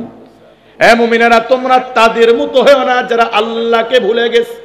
ফাআনসাহুম আনফুসাহুম, যারা আল্লাহকে ভুলে গেছে, ওরা আল্লাহকে ভুলে নাই, ওরা নিজেরা আত্মভোলা হয়ে গেছে, ওরা নিজের ভালো নিজে ভুলে গেছে। মাইকলা ভাই যদি বলে এখানে কারেন্টের তার লিক আছে, হাত দিবেন না, বাহাদুরি দেখায় যদি হাত দেন, ক্ষতি কি বিদ্যুতের না আপনার? কাজে আপনি আল্লাহকে ভুলে গেলে আল্লাহর কোনো ঠেকা নাই। নামাজ না পড়লে আল্লাহর কোনো লস নাই, কোনো ক্ষতি নাই। মুমিন, ক্ষতিটা আপনার। নামাজ পড়লে আল্লাহর কোনো লাভ নাই, লাভটাও আপনার। কাজে নিজের ভালো নিজে বুঝে আমাদের কি ইসলামের দিকে, আখিরাতের দিকে ফিরে আসার দরকার আছে না নাই? আসবো তো ইনশাআল্লাহ। পরে আল্লাহ পাক বলেন, শোনো মুমিনেরা, লা ইয়াস্তাউই আসহাবুন নারি ওয়া আসহাবুল জান্নাহ। যারা জান্নাতের অধিবাসী, যারা জাহান্নামের অধিবাসী, তারা কি সমান? আল্লাহ বলেন না, আসহাবুল জান্নাতি হুমুল ফাইজুন, তারাই সফল। আমার দিকে খেয়াল করেন, এই পৃথিবীতে কোনো মানুষ শিক্ষিত হয়েছে, বড় প্রফেসর হয়েছে, পিএইচডি করেছে, ডক্টর হয়েছে, সে সফল নয়। কোন ব্যক্তি বড় ব্যবসায়ী হয়েছে, সে সফল নয়। কোন ব্যক্তি রাজা বাদশাহ হয়েছে, সে সফল নয়। কোন ব্যক্তি বিশাল প্রভাব প্রতিপত্তি অর্জন করেছে, সে সফল নয়, যতক্ষণ পর্যন্ত সে আল্লাহর জান্নাতে না যায়, ঠিক কি না? কাজেই মানুষ সফল তখন যখন সে জান্নাতে যাবে। কাজে আমাদের সফল হওয়া দরকার আছে না নাই? জান্নাতে যদি আমরা যাই, এই ব্যক্তি সফল। এই ব্যক্তি কি? আমার দিকে খেয়াল করেন, মানুষের পৃথিবীতে না পাওয়ার অনেক বেদনা। স্বপ্ন ছিল পড়াশোনা করে শিক্ষিত হব, হতে পারি নাই। স্বপ্ন ছিল বড় ধনী হব, হতে পারি নাই। স্বপ্ন ছিল সুন্দরী কোনো মেয়েকে বিবাহ করব, করতে পারি নাই। স্বপ্ন ছিল বড় নেতা হব, হতে পারি নাই। স্বপ্ন ছিল বিশাল একটা বাড়ি করব, করতে পারি নাই। এরকম হাজারো না পাওয়ার, না করার বেদনা আছে না নাই? মুমিন, আপনি যদি টার্গেট করেন জীবনে যত ঠকছি অসুবিধা নাই, কিন্তু জীবনের মূল পাওয়া আল্লাহর জান্নাত হারাইতে পারবো না। যে কোনো মূল্যে আমাকে আল্লাহর জান্নাতে যেতেই হবে। বিশ্বাস করুন মুমিন, আপনি যদি আল্লাহর জান্নাতে যেতে পারেন, দুনিয়াতে যা আপনি পান নাই সব আল্লাহ জান্নাতে দিবে। দুনিয়াতে আপনার স্বপ্ন ছিল বড় একটা ধনী মানুষ হওয়া, বিশাল আলিশান বাড়ি হবে, আল্লাহ পাক জান্নাত, এত বড় জান্নাত দিবেন মুমিন। আল্লাহ পাক বলেন ওয়াসারিউ ইলা মাগফিরাতিন মির রাব্বিকুম ওয়া জান্নাতিন আরদুহাস সামাওয়াতু ওয়াল আরদ। মুমিন যত দ্রুত পারো তোমার রবের ক্ষমার দিকে এগিয়ে আসো, ওই জান্নাতের দিকে এগিয়ে আসো যে জান্নাতের প্রশস্ততা আসমান জমিনের চাইতে আরো বেশি। আল্লাহু আকবার বলেন। আল্লাহ পাক সবচেয়ে ছোট জান্নাত যাকে দিবেন ওই ছোট জান্নাতের আয়তন হবে আসমান জমিনের চাইতে বড়। সুবহানাল্লাহ বলতে ইচ্ছা করলো না? এত বড় বাড়ি আল্লাহ পাক দিবেন। আপনি যদি দুনিয়াতে একবার সুবহানাল্লাহ পড়েন মুমিন, আপনার জান্নাতের বিশালতা এত পরিমাণ বেড়ে যাবে। আল্লাহর রাসূল বলেন একটা শক্তিশালী ঘোড়া 70 বছর দৌড়াইলে যত দূর যাইতে পারে আল্লাহ পাক জান্নাতের মধ্যে একটা বৃক্ষ রোপণ করে দিবেন, ওই বৃক্ষের বিশালতা হবে এত বিশাল। তার মানে দুনিয়াতে একবার সুবহানাল্লাহ পড়বেন জান্নাত বড় হতে থাকবে, ঠিক কি না? কাজে এত বড় বাড়ি আল্লাহ পাক দিবেন। আল্লাহ পাক জানেন নারীর প্রতি আপনার দুর্বলতা আছে, এই জন্য আল্লাহ পাক হুরুম মাকসুরাতুন ফিল খিয়াম কামসালিল লুলুল মাকনুন, আল্লাহ পাক ঝিনুকের মধ্যে মুক্তা যেরকম আল্লাহ পাক সংরক্ষণ করেন, আল্লাহ পাক মুমিনদের জন্য জান্নাতের মধ্যে এইরকম বিশ্ব সুন্দরী রূপবতী হুর আল্লাহ জান্নাতে দিয়ে সাজিয়েছেন। কাজী যদি বিল্ডিং এর মালিক হতে চান, সুন্দরী নারীর মালিক, সুন্দরী নারী চান, যদি জান্নাতে ভালো মন্দ খাইতে চান, মুমিন আপনার টার্গেট থাকতে হবে আমাকে জান্নাতে যেতেই হবে। পারবো ইনশাআল্লাহ। দুনিয়াতে কিছু পাই বা না পাই অসুবিধা নাই, আমার টার্গেট আল্লাহর জান্নাত। টার্গেট কি? যদি আপনি জান্নাত যেতে পারেন আল্লাহ পাক বিশাল আলিশান জান্নাত দিবেন যার কোনো মেয়াদ নাই। এমন না যে 1 কোটি বছর পরে, 10 কোটি বছর পরে, 1 ট্রিলিয়ন কোটি বছর পরে আল্লাহ বের করে দিবেন, এমন না। হুম ফিহা খালিদুন, যেই প্রজেক্টের কোনো শেষ নাই, যে অনন্তকাল ওই জান্নাতে থাকবেন। ওই জান্নাতে যাওয়ার জন্য দুনিয়াতে আখিরাতের দিকে আসা, আল্লাহর দিকে আসার দরকার আছে না নাই? যদি বলেন হুজুর আমার অত লোভ নাই, আমি জান্নাতে যাওয়ার দরকার আমার নাই, জান্নাত আমার লাগবে না, জান্নাত যদি আপনার না লাগে এমন নয়, জান্নাত আমি চাই না, দুনিয়াতে যেমন আছি এরকম কষ্ট করে চলতে পারলেই আমার হলো, এরকম কি কোনো সুযোগ আছে? পরকালের জায়গা দুইটা, বলেন কয়টা? হয়তো জান্নাত নতুবা জাহান্নাম। জান্নাতে না গেলে আপনার অবস্থান কোথায় হবে? যদি বলেন ইয়াকুলু ইয়া লাইতানি কুনতু তুরাবা, হায় আমার নসিব, আজ যদি আমি মাটি হয়ে যাইতাম, সেদিন মাটি হওয়ার কোনো সুযোগ থাকবে না। হায় আজকে যদি আমি ধ্বংস হয়ে যাইতাম, কোনো সুযোগ নাই। জায়গা দুইটা, জান্নাত অথবা জাহান্নাম। এখন সিদ্ধান্ত আপনার, আপনি কোথায় যাবেন, কোথায় যেতে চান? জান্নাতে যাওয়ার জন্য চেষ্টা করার দরকার আছে না নাই? করব ইনশাআল্লাহ। সোজা বাংলা কথা, মনে করুন দুইটা অপশন আপনাকে দেওয়া হলো। কয়টা? 1 নাম্বার, সিএনজিতে করে কুয়াকাটা নেওয়া হবে। কোথায়? কিসে করে? সিএনজিতে করে কুয়াকাটা নেওয়া হবে। যাইতে হয়তো 3-4 দিন সময় লাগতে পারে, কোমর ব্যথা হবে, শরীর ব্যথা করবে, ধুলাবালি দিয়ে শরীর ময়লা পড়ে যাবে, ঠিক কি না? কষ্ট করে হলেও সিএনজিতে করে কক্সবাজার কুয়াকাটা যাওয়ার পরে 3 দিন কুয়াকাটা রাখার পরে 5 স্টার হোটেলে ভালো মন্দ খাওয়ানোর পরে এসি গাড়িতে করে আবার চট্টগ্রাম পৌঁছে দেওয়া হবে। এরপরে চট্টগ্রাম আসার পরে 20 তলায় একটা বাড়ি হাদিয়া দেওয়া হবে। এটা 1 নাম্বার অপশন। আর 2 নাম্বার, সিএনজিতে করে না, এসি গাড়িতে করে নেওয়া হবে। কিসে করে?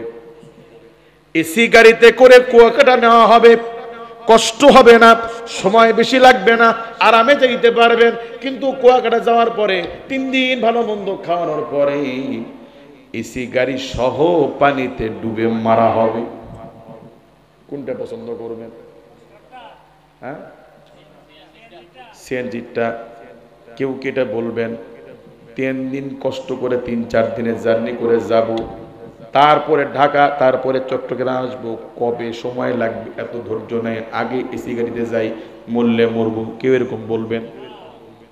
কাজী দুনিয়ার এই জীবনে কোন রকম 5 ওয়াক্ত নামাজ পড়ে হালাল উপার্জন করে অন্যের হকের ব্যাপারে সাবধান থেকে স্ত্রীকে পর্দায় রেখে মা বাবার সাথে ভালো ব্যবহার করে কোনো মতো ইমানের যত্ন নিয়ে কোনো মতো আমল নিয়ে তওবা ইস্তেগফার করে কান্নাকাটি করে একটু আল্লাহর রাস্তায় একটু কষ্ট করে যদি মরতে পারি, ওপারে জান্নাত ওপারে কি।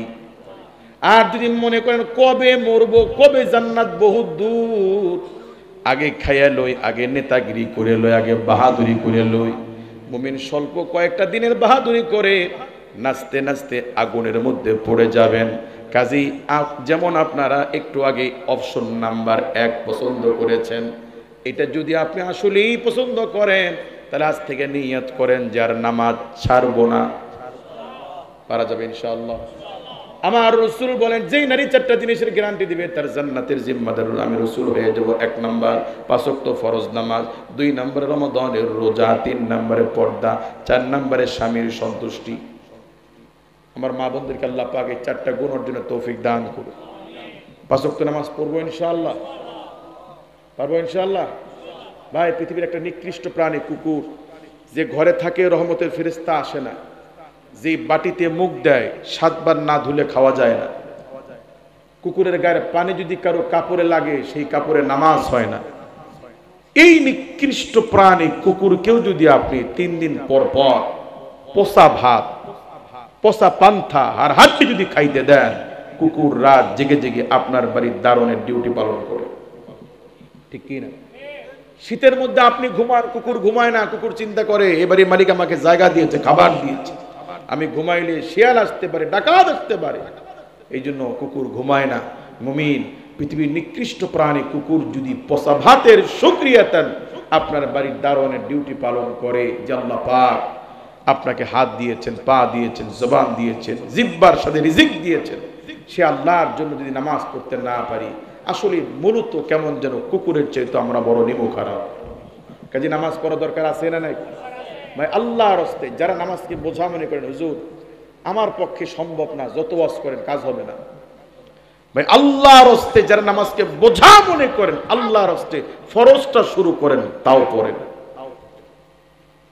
আপনি মনে করছেন হুজুর আমি দোকানদারি করি, সকাল থেকে দুপুর পর্যন্ত দোকানদারি করে দুপুরে বাড়ি আস, পেটে থাকে ক্ষুধা, এসে খাইতে বসি, খাওয়ার পরে শরীর ছেড়ে দেয়, হুজুর আর ধৈর্য থাকে না, আমার দ্বারা এটা সম্ভব না।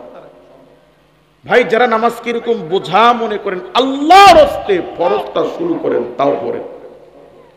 আপনি জোহরকে মনে করতেছেন 10 রাকাত, এত পড়ার সময় আর ধৈর্য আছে আমার? আমি হচ্ছি অলস কমিটির সভাপতি। জোহরকে 10 রাকাত মনে করার কারণে পুরা জোহরই ছেড়ে দিচ্ছে। এই পুরা 10 রাকাত না পড়ার শাস্তি কি সমান? সুন্নত না পড়লে যে শাস্তি, ফরজ না পড়লে কি একই শাস্তি? আপনি নামাজকে ভারী মনে করে পুরাটাই বাদ দিচ্ছেন আল্লাহর রাস্তে। যারা নামাজকে বোঝা মনে করেন, ভারী মনে করেন, হুজুর আমার পক্ষে মসজিদে গিয়ে নামাজ পড়া সম্ভব না, দোকান থুয়ে মসজিদে যাওয়া সম্ভব না, ভাই আল্লাহর রাস্তে লাগলে দোকানে পড়েন, লাগলে ঘরে পড়েন, তাও পড়েন। যদি কষ্ট হয় ফরজটা পড়েন, তাও পড়েন। এখন আমি একটা জিনিস চাইবো আপনাদের কাছে, দিবেন আপনারা? দিবেন? অনেকে ভয় পাচ্ছে, আমি তো জানি কালেকশন নাই, হুজুর কি কালেকশন করবে? না, কালেকশন নাই, টেনশন নাই। আপনারা এই মুহূর্তে এসে আল্লাহকে হাজির নাজির জেনে, আল্লাহকে ভয় করে আপনারা এই মুহূর্তে আমাকে একটা সত্য কথা বলবেন ইনশাআল্লাহ। রাসূল বলেছেন, আল কিযবু উম্মুক, সকল পাপের মা হচ্ছে মিথ্যা। মানুষ যদি মিথ্যা ছেড়ে দিত, চুরি করতে পারতো না, ওজনে কম দিতে পারতো না, ভেজাল দিতে পারতো না। সবাই সত্য বলবেন ইনশাআল্লাহ? সবাই রেডি? গলা খাকার দেন। কারা কারা আছে? হুজুর আমার পক্ষে 5 ওয়াক্ত ফরজ নামাজও সম্ভব না, সারা দিনে 17 রাকাত ফরজ নামাজ। কত? ফজরের 2, জোহরের 4, আসরের 4, মাগরিবের 3, এশার 4, এই 17 রাকাত ফরজ কারা কারা আছেন যে হুজুর এই ফরজও আমার দ্বারা হবে না? তারা একটু হাত তোলেন। না পারলে হাত তোলেন, আমি মুসাফির দোয়া করব। হুজুররা আছেন তারাও দোয়া করবে যে আল্লাহ আপনার এই বান্দা পারে না, স্বীকার করছে, আল্লাহ তাকে তৌফিক দেন, দোয়া করব। কি সবাই পারবেন? যত কষ্ট হোক, পারবেন ইনশাআল্লাহ? এই যে কক্সবাজার থেকে যারা গাড়ির কন্ট্রাক্টরি করে, সারা রাত ধরে গাড়ির দরজার পাশে দাঁড়ায়া ড্রাইভারকে ডিরেকশন দেয়, ওস্তাদ ডানে বামে সামনে পিছনে, হালকা প্লাস্টিক বলে কিনা। তো 500 টাকার জন্য একটা ড্রাইভার যদি রাত ভর কোমর ব্যথা করে, হাঁটু ব্যথা করে, বসে না, মশা কামড়ায়, বসে না, কি জন্য কষ্ট করে? যে গাড়ি চালায়া ঢাকা গেলে 600 টাকা পাবো, 700 টাকা পাবো। তো 700 টাকার বিনিময় সারা রাত ধরে যদি কন্ট্রাক্টর ডিউটি করতে পারে, আল্লাহর গোলাম, চোখ কার দেওয়া? আলাম নাজআল লাহু আইনাইন ওয়া লিসানাহু ওয়া শাফাতাইন। গোলাম, যে চোখ দিয়ে দেখো, চোখ আমি দেই নাই, যে জবান দিয়ে কথা বলো, এটাকে আমি দেই নাই। তো যে আল্লাহ চোখ দিলেন, হাত দিলেন, পা দিলেন, সে আল্লাহর জন্য যত কষ্ট হোক সবাই ফরজ নামাজ পারবো ইনশাআল্লাহ। আচ্ছা, কেউ যদি বলে, আমেরিকার প্রেসিডেন্ট যদি বলে 2 চোখ তুলে নিব ফরিদপুরের মানুষ, আর আমেরিকায় 100 তালা একটা বাড়ি হাদিয়া দিব, কেউ দিবেন? চোখে যদি না দেখে তোর বিল্ডিং আমি কি করব? ঠিক কি না? কেউ যদি বলে রানের এখান থেকে 1 পাক কেটে নেওয়া হবে, 50 লাখ টাকা দিব, কেউ দিবেন আপনারা? কাজে 50 লক্ষ টাকার চাইতে দামি পা, হার্ট, কিডনি, লিভার, ফুসফুস, চোখ, জমা যিনি দিয়েছেন, সে আল্লাহর জন্য পারবো তো ইনশাআল্লাহ? আলহামদুলিল্লাহ, আজকের এই মাহফিলে একজন ভাই যদি পরিবর্তন হন, আজকের এই মাহফিল সফল। আল্লাহ তৌফিক দান করুন। আবার কালকে সমালোচনা করিয়েন না। হুজুর একটা আসছিল ঢাকা থেকে, মানুষের চুরি শিক্ষা দিয়ে গেছে সুন্নত লাগবে না। আমি কি বলছি সুন্নত লাগবে না? আমি বলছি যারা একেবারেই পড়েন না তারা ফরজটা শুরু করেন। 1 মাস পড়তে পড়তে আপনার বিবেক কি বলবে, আমি কেমন মুসল্লি, মাগরিবের পরে সব মুসল্লি সুন্নত পড়ে, আর আমি যদি সুন্নত না পড়ে বের হয়ে যাই, তো মানুষ তো মনে করবে এটা মনে হয় জুতো চোর। আল্লাহ পাক আমাদেরকে নামাজ শুরু করার তৌফিক দান করুন। আল্লাহ আমাদেরকে আখিরাতের ফিকির করে সকল জাতীয় গুনাহ থেকে হেফাজত থাকার তৌফিক দান করুন। দুরূদ শরীফ পড়ে আল্লাহুম্মা সাল্লি আলা মুহাম্মাদিন ওয়া আলা আলি মুহাম্মাদ কামা সাল্লাইতা আলা ইব্রাহিম ওয়া আলা আলি ইব্রাহিম ইন্নাকা হামিদুম মাজিদ। আল্লাহুম্মা বারিক আলা মুহাম্মাদ। আলহামদুলিল্লাহ, আল্লাহ